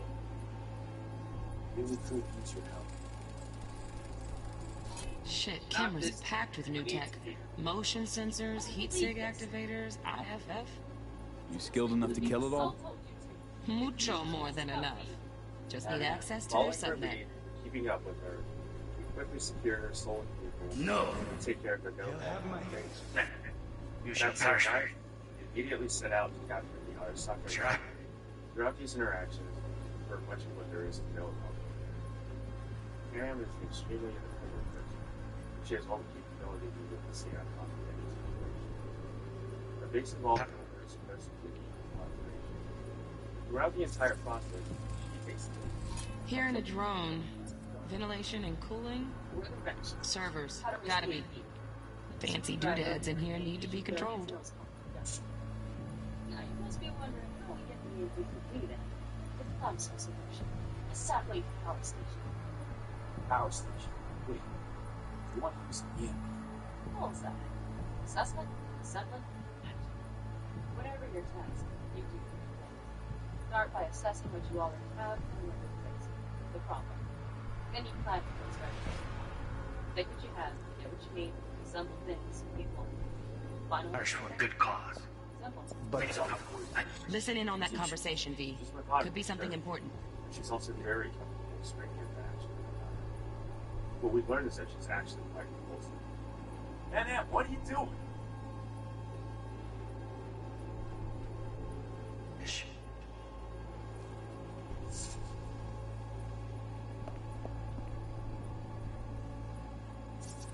That's how you do it. I need a minute to finish. The program is still in the trial phase. We cannot take it to market as is. We shall see soon enough. Please speak with your father. He's taken a particular interest in this project. He can certainly explain the My risks father's involved. a tired, visionless old gray beard who thinks nothing will change, and he'll live forever in his tiny, frozen bubble. I should not even be listening to such things. We'll listen to this. Saburo is an adult despot, utterly removed from reality. Stuck in some fossilized vision of a world that no longer exists. Of a world that may never have existed. We have not seen eye to eye for the past 20 years. I am quite sure we want now. Read the documentation carefully. The relic requires specific storage conditions. You must provide them. Heard that? Relic doc's gotta be around here somewhere. Look for them. Thanks. What Ashley? I place my trust in him. He was the first person over at the I'm directly in that city. So to make Trust. You understand instinctively why she's closed off to outsiders in this city. That's appropriate given the nature of this city and her misfortunes. It's clear that she doesn't really belong. No one really. The opportunity only comes from the loyal and that flies in the face of the law. Just this time. She's stuck between worlds, and it's towards the end of her second mission for this eternal turmoil. Did you actually got it? Yeah. Losing out. Been shutting off by the generators. Follow them. On my way to bed. Battery. Sort yourself out. Don't put me at me. I repeat, not the PAB. One thing. We're also fighting without you. Get down. Wait for me. I better get to the out. See, something happened to them. Let's check it out. I see them. But no smoke. Poor bitch. He's taking down the transport with the other side engineer. The two other shadows have gotten 5 minutes on fire and water, leaving me trying to deliver a date. Hannah hasn't really acknowledged this until now, but she's a very loyal person. And still deeply attached to this. If they have the ultimate colors, if they got Rich and Scorpion, I don't know. I'm interested. When we investigate, we rescue Midge. We learn that Scorpion Which is what you set out to do, however, to get our Hands together. Alright. You help make a match. Make a match. My mind, I am your help. So that's what this is? Just paying your debts? No. No, that's all. Come home, so I'm one of yours. Sounds good. We learn more about her in the process, and I think she learns a little bit about herself. The only thing that Pan Am really cares about in this world is the other town. She just can't get along, because as cliche as it sounds, she cares so much. She only struck out on her because she just can't play along. She always wants to. The reason we came to California was because he promised to change for the Elton Helmets. They would return. She said, we got a handful of tents on the east. Promise. Saul's attached house. He'll be the end of the planet. Absurd. Pan Am is different from wrapping with their place. For those looking outside the corporate version, I've never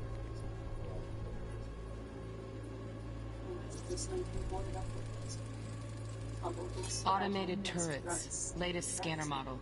Systems all connected to the server. Can you shut them off? Externally, no way. Gotta get in, check out how they link into the system first. Looks like all their security systems are linked to the hotel subnet. We need the flathead. No other way to shut down these systems. Can't get around them ourselves? Nope. At least I'm fresh out of ideas. He has sought out the lesser. Can't hold the refuge at all. So you can sell us out to that technica? Or you tell him it's a damn rotten idea? I agree with that. Shitty idea. Pan Am's ideas for the tribe are almost always highly risky and aggressive. She's able to back them up personally. They often present risks to the Aldertowners. What's the meaning of this? Exactly what you see.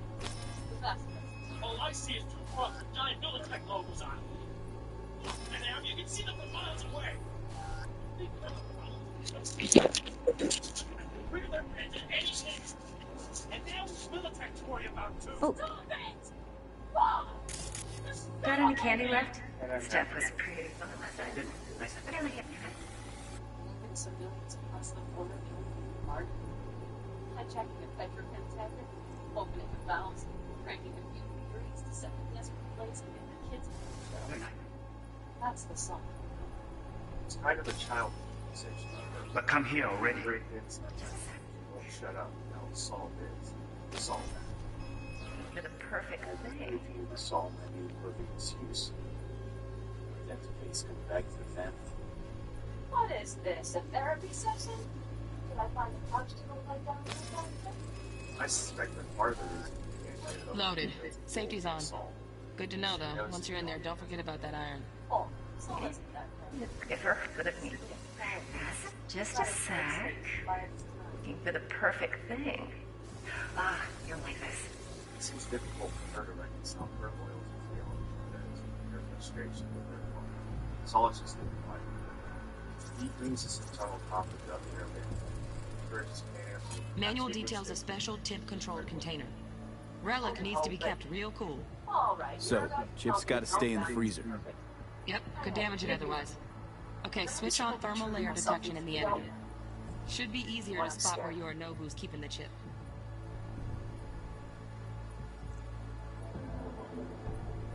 Lee, it's a good thing you answered. I could probably use your help. probably. Fine. I could really use your help. Can we meet? Is it really? I don't know how good it is to hear that. Sweet like Elder helps me. I'll explain it all. He swords to confront internal turmoil once the enemy Saul is captured by the Wrath. And aids in his rescue. Air conditioning, standard model for hotels of this caliber. Temp matches that stipulated in the docks, but no way the chip's hiding there. Too risky. Temp fluctuations, risk of damage.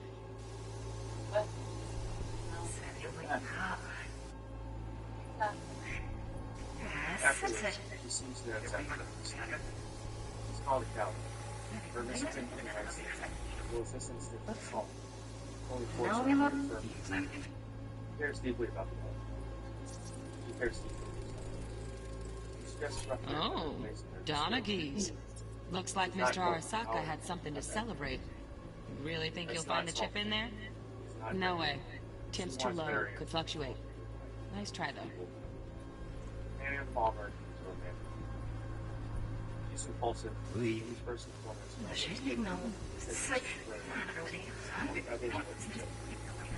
However, Anna wants to once Anna presents the whole marriage system, that includes her. Just a fancy-ass fridge. Tip doesn't match the guidelines. Won't find a thing here.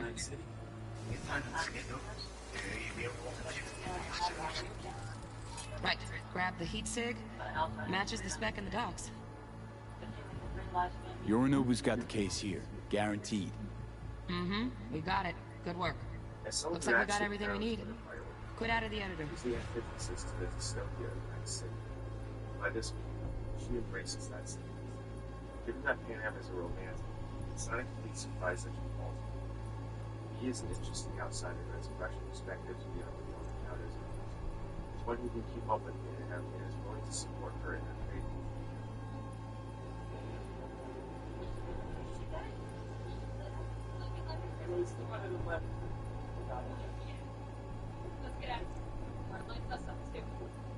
But it's a lot of Pan Am is so close off by the wall. I think that's circumstances alone. After all. Get everything you need? Yep, that'll do. Thanks, Judy. We got it. Lick. Nice work today. I'll wipe the cache. As we discussed, the player's first missions are the first mission. Basically, he has skipped. Keep it. I'll put it on Ev's tab. Portable device for handling BDs. I already uploaded your calibration settings. Not as sophisticated as what we got here, but should do the trick. And it keeps you out of harm's way. Clever.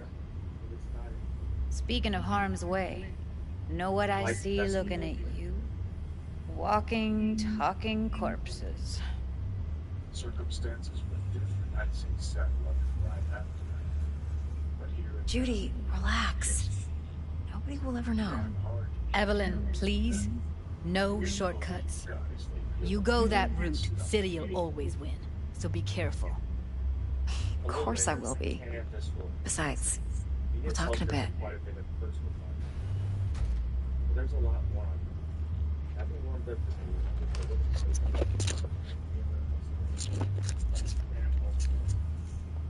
this time V, 1 sec. If he pulls through once again, out of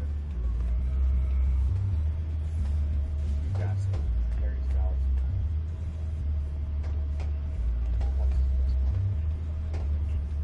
During this mission, Anna puts the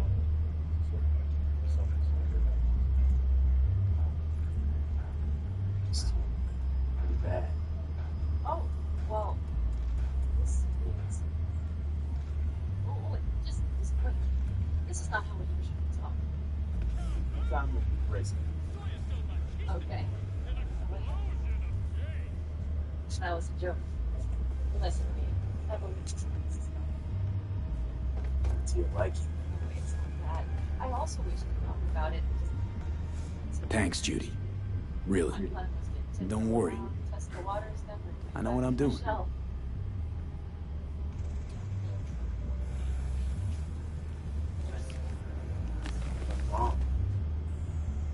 Seems he's sorry. You have a clue if I can react. The only shit we are. No. So far, so good. Let's walk. Because I've got my mouth shut. I usually act before I think. Well, what do you think? I know. But I also need impulses to act. When I do something spontaneously, I feel I'm being honest. Yet with you,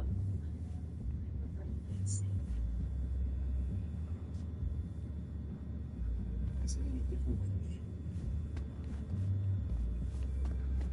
Because I truly care this time. You're all do or say something foolish.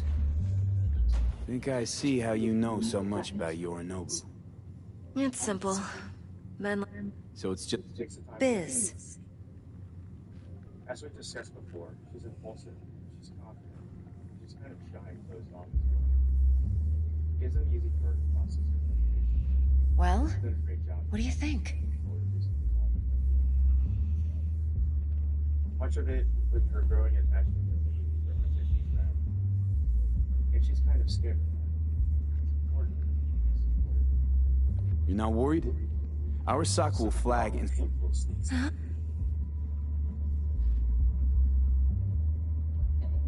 Well, in any case, you've been warned.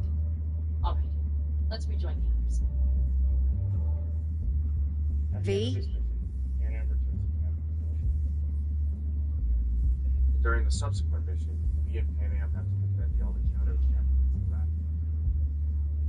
We received no reward. V's growing involvement with Alcatraz is a step-by-step process, which he has to prove to the tribe and to himself. Well, what do you think? These missions aren't in line with the Kurlog character's aspirations for the world, but in this case, they distract from V's presence to get answers for his deterioration. They represent significant self-sacrifice.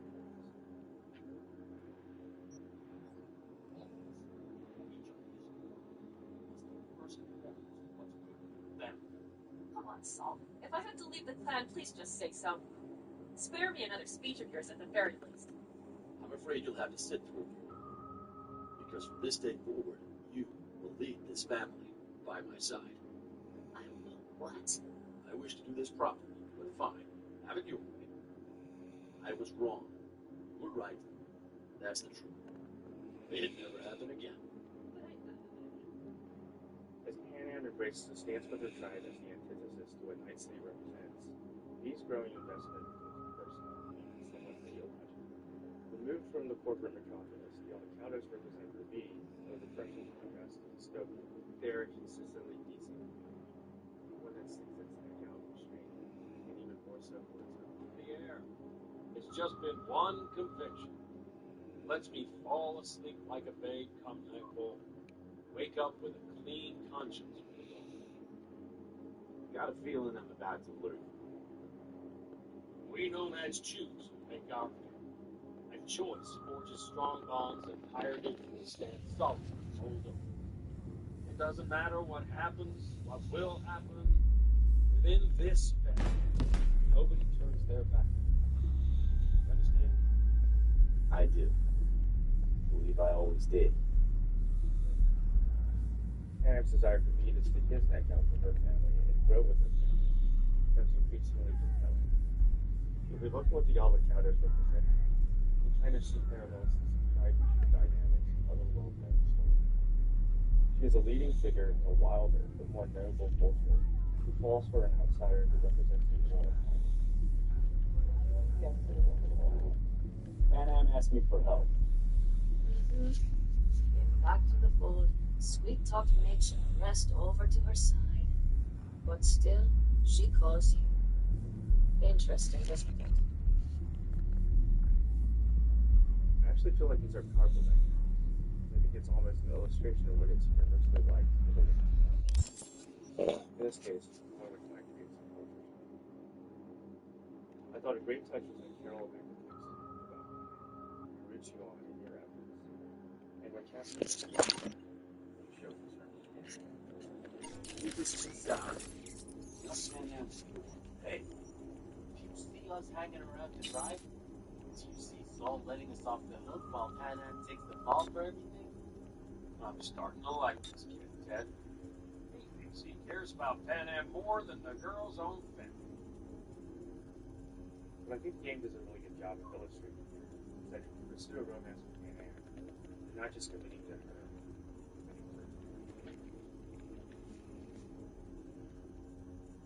You know, this could be us every day. Hey, look around. Look at them. They could be join us. It's really not that simple. You either want to or not. What's so complicated? That's the problem. What I want right now doesn't mean anything. All right, V. I shouldn't drop bombs like that on you right now. Aaron opens up, brings you into her precarious world, sticking her neck out and making her entire world vulnerable. So it's expected that you stick your neck out for her and her family as well. Isn't that welcome to the family? V? It's about time you did. No, like, I really don't. Never expected this. Thank you. Don't worry. Let him come out. You've been a de facto member of the family for a while now. You saved my breakfast and Bobby. Inside. Just sounds too good to be true. What's the catch? Cold feet. Are you looking to get out of it? I want to know if you're really in control here. You're not sending me into the sort of shit I can't wait out of. V, I have 0 reasons to haze you. We're in this together. Really. Trust me that I got this. You really have to shoot your shot during moments of doubt. The best around room's here. Maybe we read just one. Good idea. Well, Noah has 2 twin what do you beds in think? every room. We'll save some money. Not quite what I had in mind. Just what did you have in mind? Just, So, what now? So I thought. V, do this job for me. Calls for a No Dex. celebration. Sure. We can celebrate. But not today. I'm free. No one will leave a room. Twin beds. V, Just for me. I'll go catch a few lists. Some advances, especially in the beginning, are pretty awkward and forced. The game also isn't just fire and response. Rotation always plants the seed before rotation down the road. And Well, it's generally pretty what do you receptive, think? because she never bites immediately on any advances the way you might think. I couldn't ask for more. I got a few ideas. Think you know what, guy?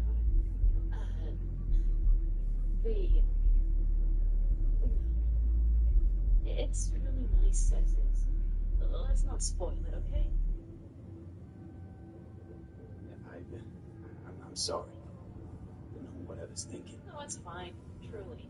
Don't let her worry you. V, I love that the game really makes the player stick his neck out and make himself vulnerable in these moments where he can just crash and burn. Never quite does. She lets him down gently each time. Oh, I know that.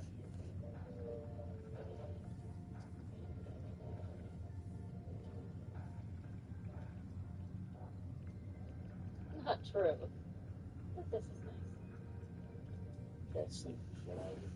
But it's really good.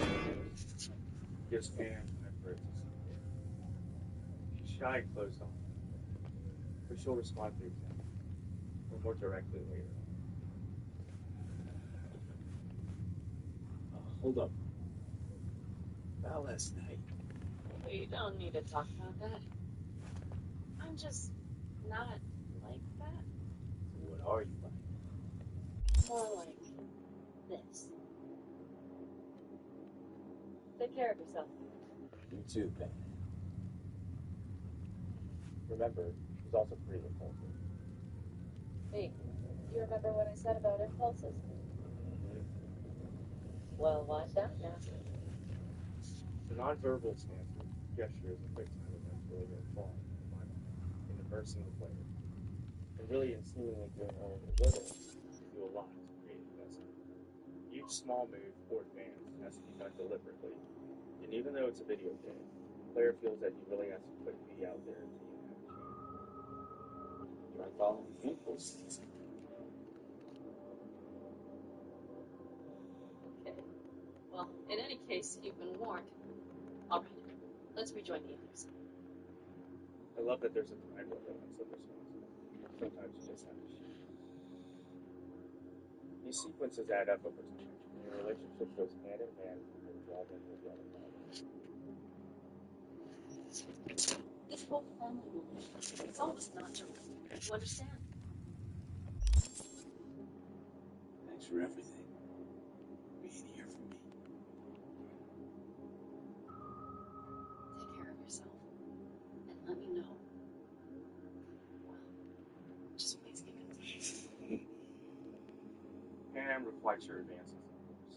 In the end, he has basically become family. The game ends with Pan Am and the Alcatraz beginning to help V in his personal quest to restore his life. He stopped keeping score in a second. By now, their fates have become intertwined. We, all of us standing here. Okay. That's a great debt. Speak for yourself, so. But in spite of that, it's still an outsider. Mercenary from Night City. What might as well be another world. Hey, ask Pan Am. She knows. About time we fix that. All right. Trust me, it is. It needs fixing. It's gonna be on the colony. Which means this family will go to hell and back. It's like he was always. And with him in trouble, the Alcatos can stand up bravely for him, disproportionately as one of their own. He's done much to shape the direction of the town. His problems are their problems, and his baggage is their baggage. Ought to raise a glass to the Scorpion.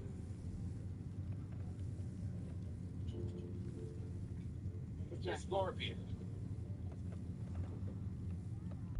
The Alcatos stormed Arasaka Tower with TV to acquire the technology needed to stabilize his condition. Unfortunately, they do have to pay a steep price. The path of Pan Palmer is the path of the Alcatos. The path of these outsiders is a defiant rejection of everything the United States stands for. When V and Jack pursue the protocol. When V and Pan Am's paths cross, we see development on both ends. It's a journey in which Pan Am finds someone who she can rely on, and who also has no place in Night City. He in turn brings her closer to her own family, sort of acting as a bridge from the foreign back to its familiar. And Saul points out during the music operation. Saul's right, though. I mean, let's face it, Pete. My life was in a million pieces. And sometimes it's only then that you can piece them together again. Pan Am starts out the game lost in Night City, and V kind of saves him. In the end, she saves him, and she helps him to confront Arasaka. Don't worry about it. And how's it, Jack? Jack is a distinction. Honor to get it. And it's free to that. But it's got that weight. Took me under your wing. Gave me a trust. Tomorrow, the outcome takes me on. And I'm not coming back. Hit me all of a sudden. Like a second ago. That only proves we're doing the right thing. A sense of responsibility? It's what being a part of a family is.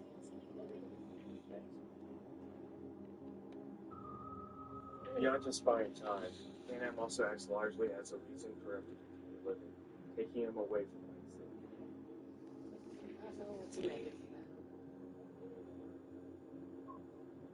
What did you make of me? I wondered if you were going to feel like me, carrying the thing to something damn important to prove to yourself. Was. Both were. I bet you had no idea we'd end up like this, though. Truer words I've never heard. Night City chewed us up good, didn't it? Okay. The Pan Am Palmer romance isn't really just a romance. It's part of a larger journey, a larger commitment, because it actually has to make sense for the character of Pan Am. It has to align with her personal journey and her core priorities. Just as much as it has to be her personal journey. Instead of being shoehorned, the romance is woven as part of a well-developed character. This character arc is woven. Well, You want to fuck over do our you think? fixer? Deck, Evelyn, you... but if we're... Doesn't matter. You shoot. Your choice. With baggage and needing personal development. And as cheesy as it sounds, they do wind up making each other whole. It's actually kind of therapeutic for both sides. V, In V's case, he got caught up in a dystopian rat race, lost his best friend to it, and almost ended up literally losing his identity. Panam's dad actually provides him a lot of closure. Panam is ride or die because you have become family to her. And you have supported and nurtured her vision more than any other character in her world. You're a big part of who she is, and she's a huge part of who you've become. We're a video game, and compared to any narrative, the investment level and the development are significant. The Panam Palmer narrative arc and relationship and experience with family is very unique. It's not just a video game is capable of, what only video games are able to do. No fucking way. No, Evelyn. It's not just about the money. I thought you were a merc. I thought it was always about the money. Not behind the back of someone who trusts me. Sorry. Fine. I never asked. But V? I just hope you're as good as you are naive. If you need me, call. I'll send you my number. Okay. Good luck. Now go. I need a few words with Judy. Cyberpunk ending is the best. Tier lists abound and Reddit posts filled with discussion. Time's a wasting, V. We are not necessarily talking about the best in terms of quality, but instead, which is the best outcome for V. And while there is plenty of discussion to be had there, I want to come at it from the perspective of what kind of person your V would have to be in order for that ending to make sense for them. Before we begin, I just wanted to say thank you for support of my videos, and I now have channel memberships available. So if you're feeling generous, please join up. And see V. Subscribe too.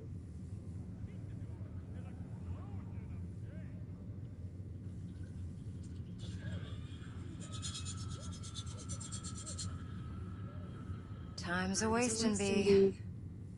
The first ending I want to talk about is the devil ending. To begin, we have Misty give V another terror reading. When she pulls out the devil card, her mood immediately sours. Time's a wasting, V. She notices the Arasaka agent at her front door. She admonishes V's choice to side with the corporation, remarking how they were the ones that killed Jackie. This ending exemplifies that V prioritizes survival, personal ambition over the relationships forged throughout Night City. A V who pursues the devil ending is likely someone who has distanced themselves emotionally from the people they've met in their Time's a wasting, V. past opportunities to help characters like Panam or Judy, viewing their struggles as distractions from their own goals. Similarly, this V would have tolerated Johnny Silverhand going to Time's a wasting, V. dismissing his ideological crusade against Arasaka as futile.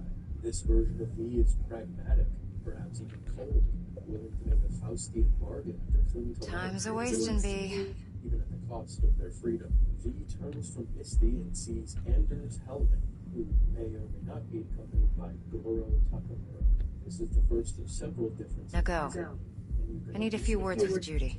If you saved him back at the abandoned hotel. For the purposes of this examination, we'll assume you saved him.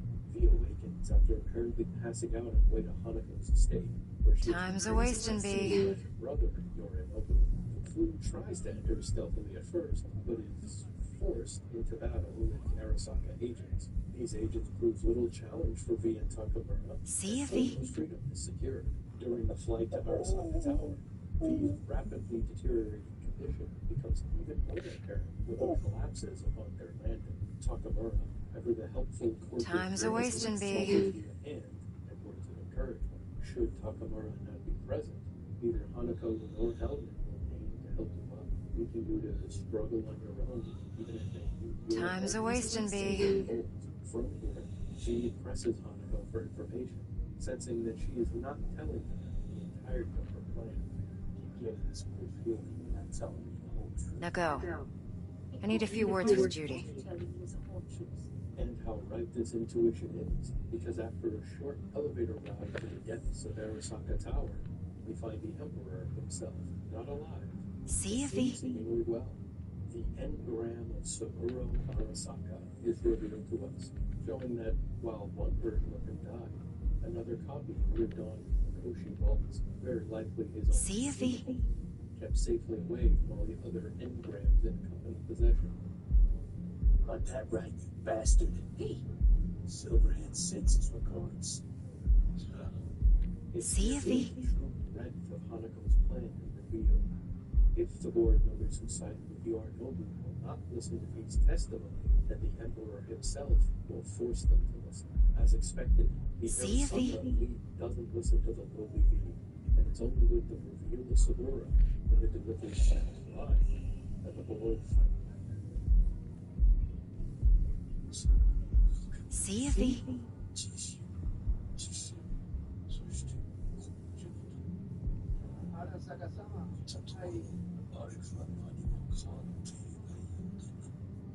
Time's a wasting, B.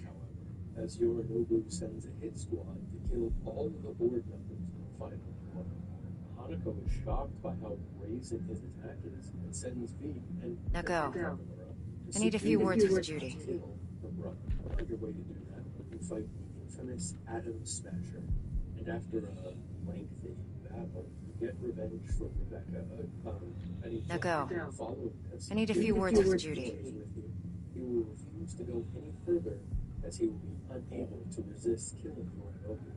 So V ventures forth alone. We find Yorinobu has fallen to his knees in the Arasaka penthouse, lamenting his failure. He goes on to chastise V, saying that he was not simply trying to take power from his father, but to dismantle the Arasaka Empire. See if he... bombs not enough. What can you do? You become involved. He is incredulous at the thought, simply denying that Yorinobu now go. can achieve anything. I need a few words with Judy. Before long, Hanako and Helgen arrive to collect the broken Yorinobu. We also see that the Arasaka siblings have a very close-knit family relationship. Now go. Once again, I need a few words with Judy. Before that, we see Hanako place something into her brother's head. How curious. In his decaying mind, V confronts Johnny, who admonishes him for siding with Arasaka. Time's a wasting, B. It's the point that the old V has been gone for a while, as they have been merging since the moment Dex betrayed you. The duo say their final goodbyes on frosty terms. Time's a wasting, B. Arasaka technicians. V suddenly awakens in a blinding moonlight, sterile room, confused and feeling of emptiness. They are greeted with now go. I need a few words with Judy. The woman who operated on V. She shows no concern for V's well-being and is clearly only interested in them as a subject and not as a person. In the end, time's a wasting, B. End of note. Please take the patient away. Later on, V sees that Saburo Arasaka has been revived. See if he... having stolen it for himself, he has now solidified his status as the eternal leader of the Arasaka Empire. After this bleak revelation, V is subjected time's to a wasting, B. to see how their recovery is proceeding, and it becomes clear over time V is not recovering much at all, and Kusama is not very empathetic as V struggles. Time's a wasting, B. Stop.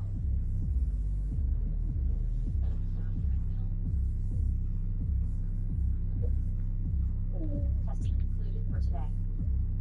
See if he... After an outburst, either Takamura or Helgen appears to be and breaks the news.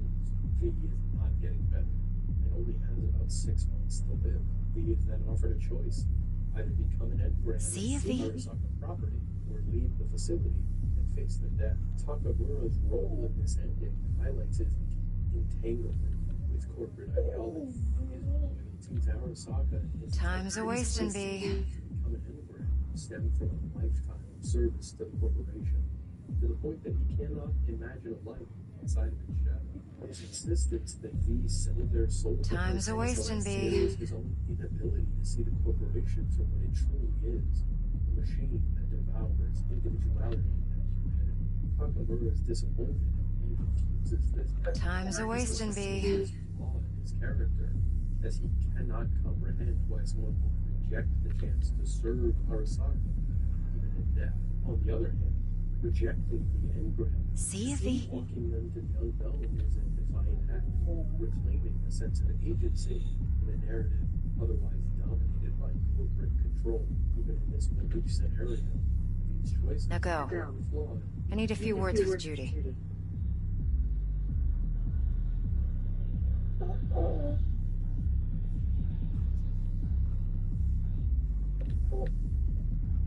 See if he...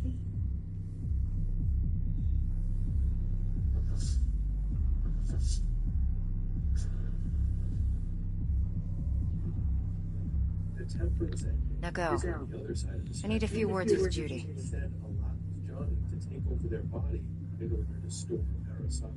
This ending is only possible if you follow Johnny's side quests and help rebuild his relationship. Now go.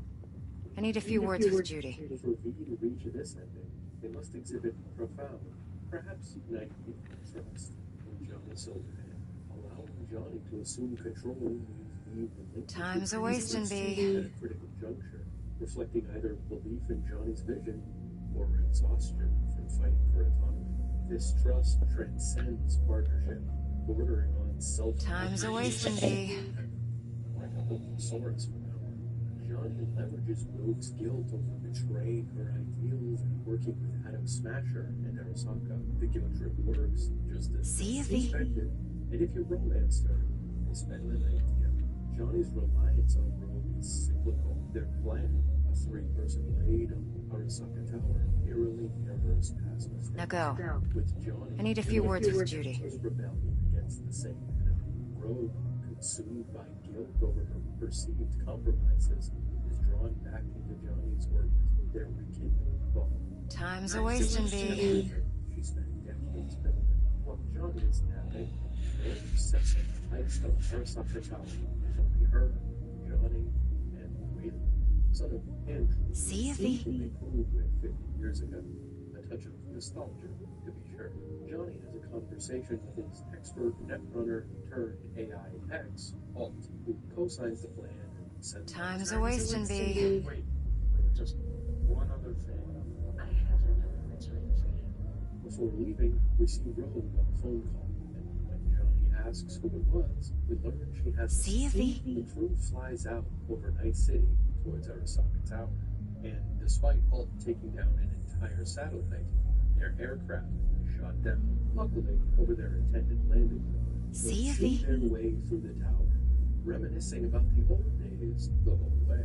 My treat, full of people with stories of the olden days, just like my grandmother. Now go. I need a few words with Judy. Where she proceeds to ruthlessly exterminate everyone in their path while warning the team of an incoming elite force. This elite force turns out to be Adam Smasher. See if he... ambushes the crew and knocks everyone to the ground. And unlike the devil ending, Smasher directs his ire at one person in particular. In the chaos of the fight, Smasher lifts Rogue up. Time's a wasting, B. His raw hatred evident. In her final act, she detonates a grenade, sacrificing herself to wound Smasher and give Johnny a fighting chance. Johnny, Now go. drenched in gore, I need a few words with Judy. to face his old foe once more, with another death weighing heavily on his conscience. Finally gets his revenge, makes his way to the Mikoshi terminal. Time's a wasting, B. We're greeted by V, though Johnny still inhabits the first-person perspective. I believe this is the only point where we see V in the eyes of another character. And Now go. it is significant that I need a few words with Judy. that privilege, reinforcing the consequence of giving him control. Alt appears and delivers grim news. V's body has been altered too greatly by the bio. Time's a wasting, B. But Johnny, if V returns to their body, they will only have a short time to live. Conversely, Johnny could seamlessly integrate and begin anew. One might think V Now go. might reject I need a few words with Judy. Remember the conversation in the abandoned Pacifica Hotel. V can express a willingness to take a bullet for Johnny, showcasing their deep respect for him. Johnny, Time's a wasting, B. sentiment for V. Want to be clear, I will do you no problem. When the time comes, it'll be my life for yours. I'll agree to get what. Time's a wasting, B. I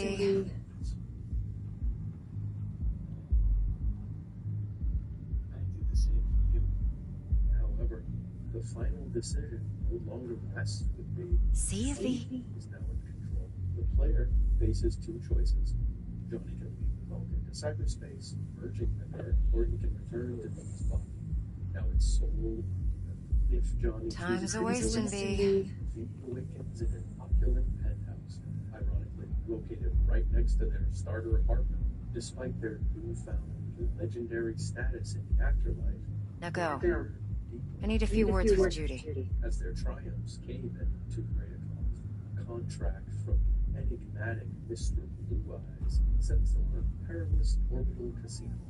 This mission Now go. Stolen I need a few words with Judy. As V's legend is tied to deeds performed by Johnny.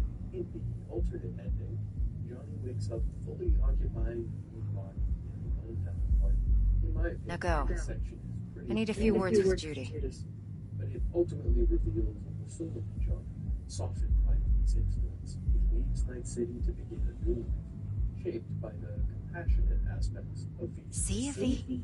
The Temperance ending encapsulates the dangers of unchecked trust and the lure of familiar patterns. Rogue's death, Johnny's reluctant transformation. Time's a wasting, B. Form a tapestry of interconnected sacrifices. V, who sought control and autonomy, loses it entirely, while Johnny, the embodiment of See you, V. learns restraint and responsibility. Yet the cause, measured in Rogue's life, V's agency, or living out a hollow dream, is undeniably high.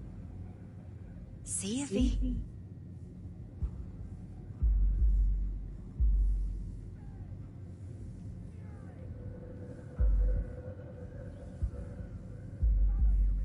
Now go. I need a few words with Judy. Considered one of the best in Cyberpunk. It can only be achieved if you help Pan Am, and by extension, the Aldecaldo plan, in a series of side quests. Unlike the Devil ending, See you, the V. map opens with Misty offering a hopeful tarot card reading, punctuated by Pan Am's timely arrival. V passes out and wakes up several hours later in the Aldecaldo camp. And Now go. their way to the I need a center, few words with Judy. Which, a long-standing member of the clan, reveals that most Aldecaldos are unaware of the true purpose of the raid on Arasaka. This secrecy is meant to prevent Now go. everyone I need a few words with Judy. members, many of whom might balk at the immense risks involved. They know why, what our aim is. Look around, V. War-tested veterans are Now go. physically most. I need a few words with Judy. Lead convoys and salvage scrap. So for now, they only know as much as they need to know. But the aim is to help you out. At the heart of the camp, Pan Am and Saul Time's a wasting, B. finalize their plans for the assault on Arasaka Tower. Their approach is distinct from Rogue's in the Temperance ending. Rather than a direct assault, the Aldecaldos plan Time's a wasting, B. tunnel underground and emerge near the ocean. However, the drill is guarded by a well-armed military force, presenting a formidable obstacle. Time's a wasting, B. V offers everyone the chance to back him, and instead, the Aldecaldos affirm their support for V, formally inducting them into their plan. You're one of us now. Time's a wasting, B. Aldecaldo, damn it. Thanks for everything, V, and don't worry. We'll get you into that negotiation. Isn't that the way To the family. This moment grants me a sense See you, of V. freedom, along with this, making the events that follow almost devastating. The assault begins with the pans are taken out almost immediately upon contact with military forces. Time's a wasting, B. He defends the crew, but one enemy slips through the defenses, killing Bobby, one of the clan's veteran members. The Aldecaldos press on, but their losses... Time's a wasting, B. As another veteran, Kenny, falls during the battle. As the group nears the drill, Mitch opts to stay behind and pilot the Panther home, a task that could very well fry his... See you, V. Look out for yourself. They'll kill you. I'll catch you later. Meanwhile, V, Pan Am, and Saul proceed to Arasaka Tower. Once inside, V connects Alt to the See you, V. systems. Alt's ruthless efficiency and limiting opposition unsettles the crew, showcasing her cold, equal nature.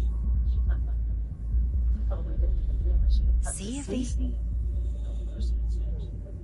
Gotta remember what mercy is. Shoot. At the Mikoshi entry point, you guessed it, Adam Smasher ambushes the team. Now go. This time, his I target need a few words with Judy. crushes under his heel. Enraged, Pan Am managed to take down Smasher, avenging Soul and securing access to Mikoshi. However, the cost of this victory is steep, as the blood of those who found family paves the way. In cyberspace, Johnny is surprised that V managed to reach Mikoshi without his help, and all immediately Time's a wasting, V.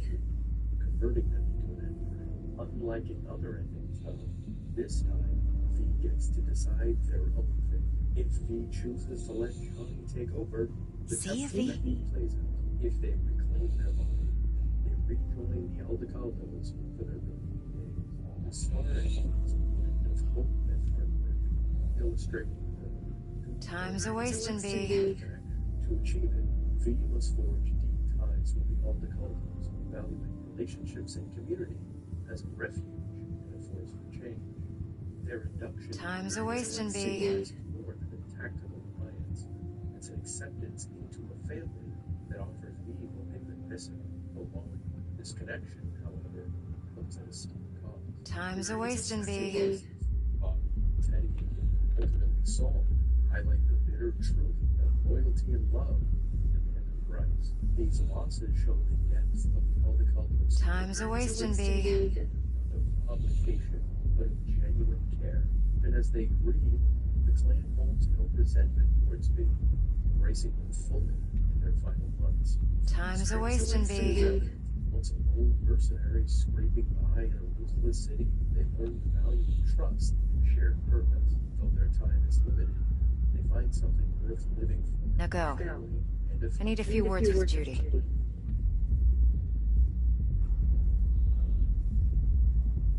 That's right, son. Now go. I need a few words with Judy. Now that we've got through the main ending of the base game, we can move on to the Tower ending, which was added with Phantom Liberty. Now go. It's notable I need a few words with Judy.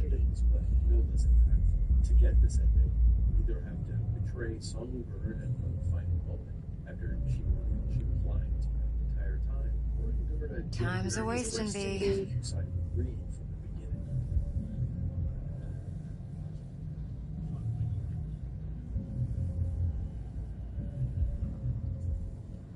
See you, V.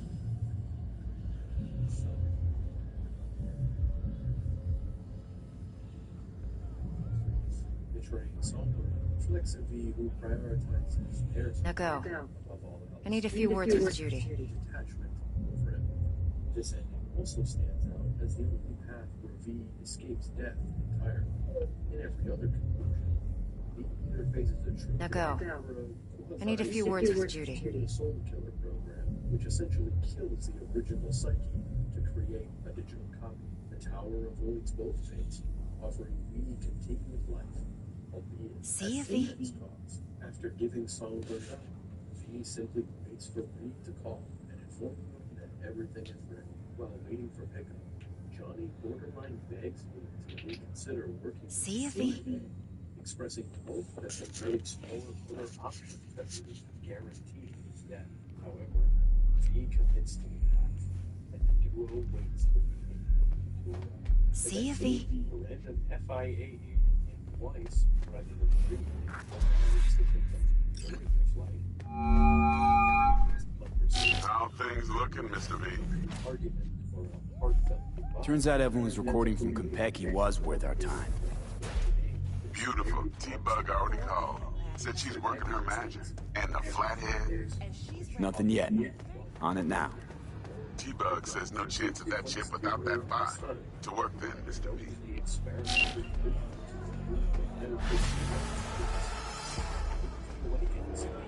Ball. Hey. Got a little problem. Klein. Immense cost of survival is revealed. The surveillance system can no longer handle advanced cyberware, effectively ending their career as a merc and any dream of becoming a Night City legend. The neurons can no longer have the most impacts. The brain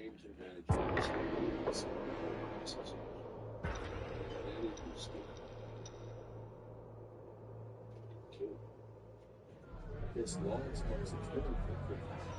Stripping them of recognition of their once worth. The soldiers stay with their life, but robs them of their identities and education. Well? Yet, in contrast to the upward endings, this beat is left alive, young and untethered, with time to reimagine their purpose. The consequences of this ending extend beyond these physical limitations. They've been in a coma for 2 years, during which none of their companions even knew they were alive. If V calls old allies like Panam and Judy, they find that everyone has moved on with their lives. Upon returning to Night City, V visits Vic, one of the few constants in their life. Vic, now working for a megacorp after accepting an indecently high offer, reflects what V might become. Someone who has abandoned lofty dreams but found satisfaction in a simpler life. Vic reassures V, telling him that while his ambitions were modest, he's happy with the quiet existence he's carved out. Self-delusion? That's what you advise? No. I just want you to accept your reality. You've changed, yes, but you're alive. Look at me. I had to adapt too. Still doing what I most love, though. Should I start aiming lower too? Could be the key to happiness. It's not easy settling. With time, though, you realize you no longer remember why you wanted it any other way. V's descent from godlike mercenary to an ordinary citizen is made evident when they are mugged by petty criminals on the way out of Vic's clinic, unable to defend themselves, a sharp contrast to the near unstoppable force they once were. The subsequent encounter with Misty reinforces the idea of new beginnings. She reminds V that their situation is not unlike the one they faced after losing everything in the original Arasaka raid. Just as they rebuilt then, they can do so again. Misty's words reframe the ending as one of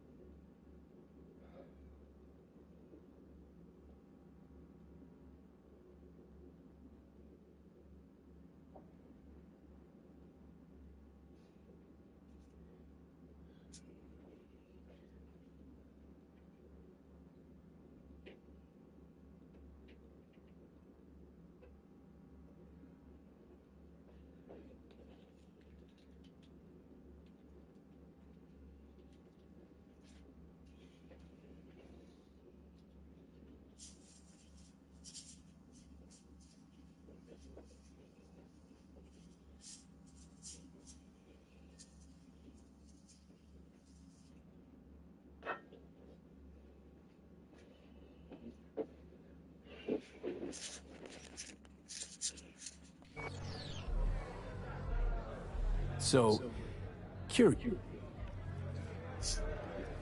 Girls were... No. Tigers.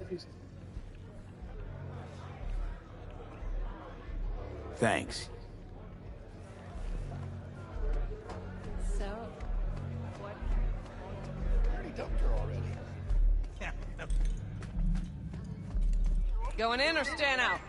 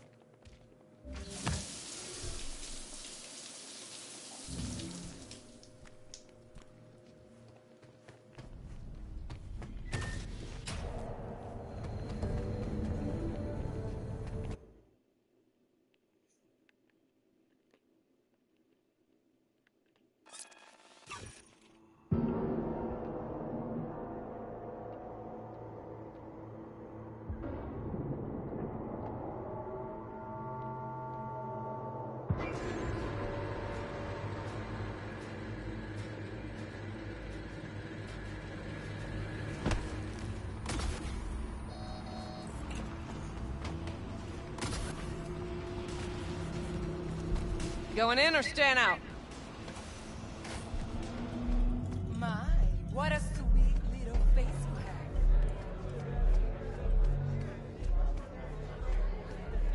have. Hey. Get you something. I'm looking for Evelyn Parker. You know if she's here? Who's asking? Name's V. She and I have a, date. Well, V, it's a pleasure. I'm Mateo. Uh-huh. So, Evelyn? Club's big. Gonna have to look around. Can't do it for you. It's all right, Mateo. I was waiting for this one.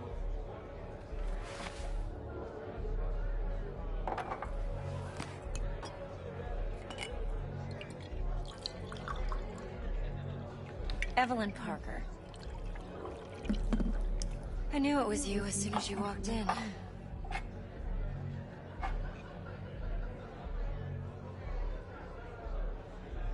Sense on? Only tequila I drink. How would you know? I like to know everything about the people I work with. Either that or it was just a lucky guess. Mind if we talk about the job? Heard you got something for me. But not here. Come with me. We'll be in the lounge, Mateo. Anyone asks, we're not here.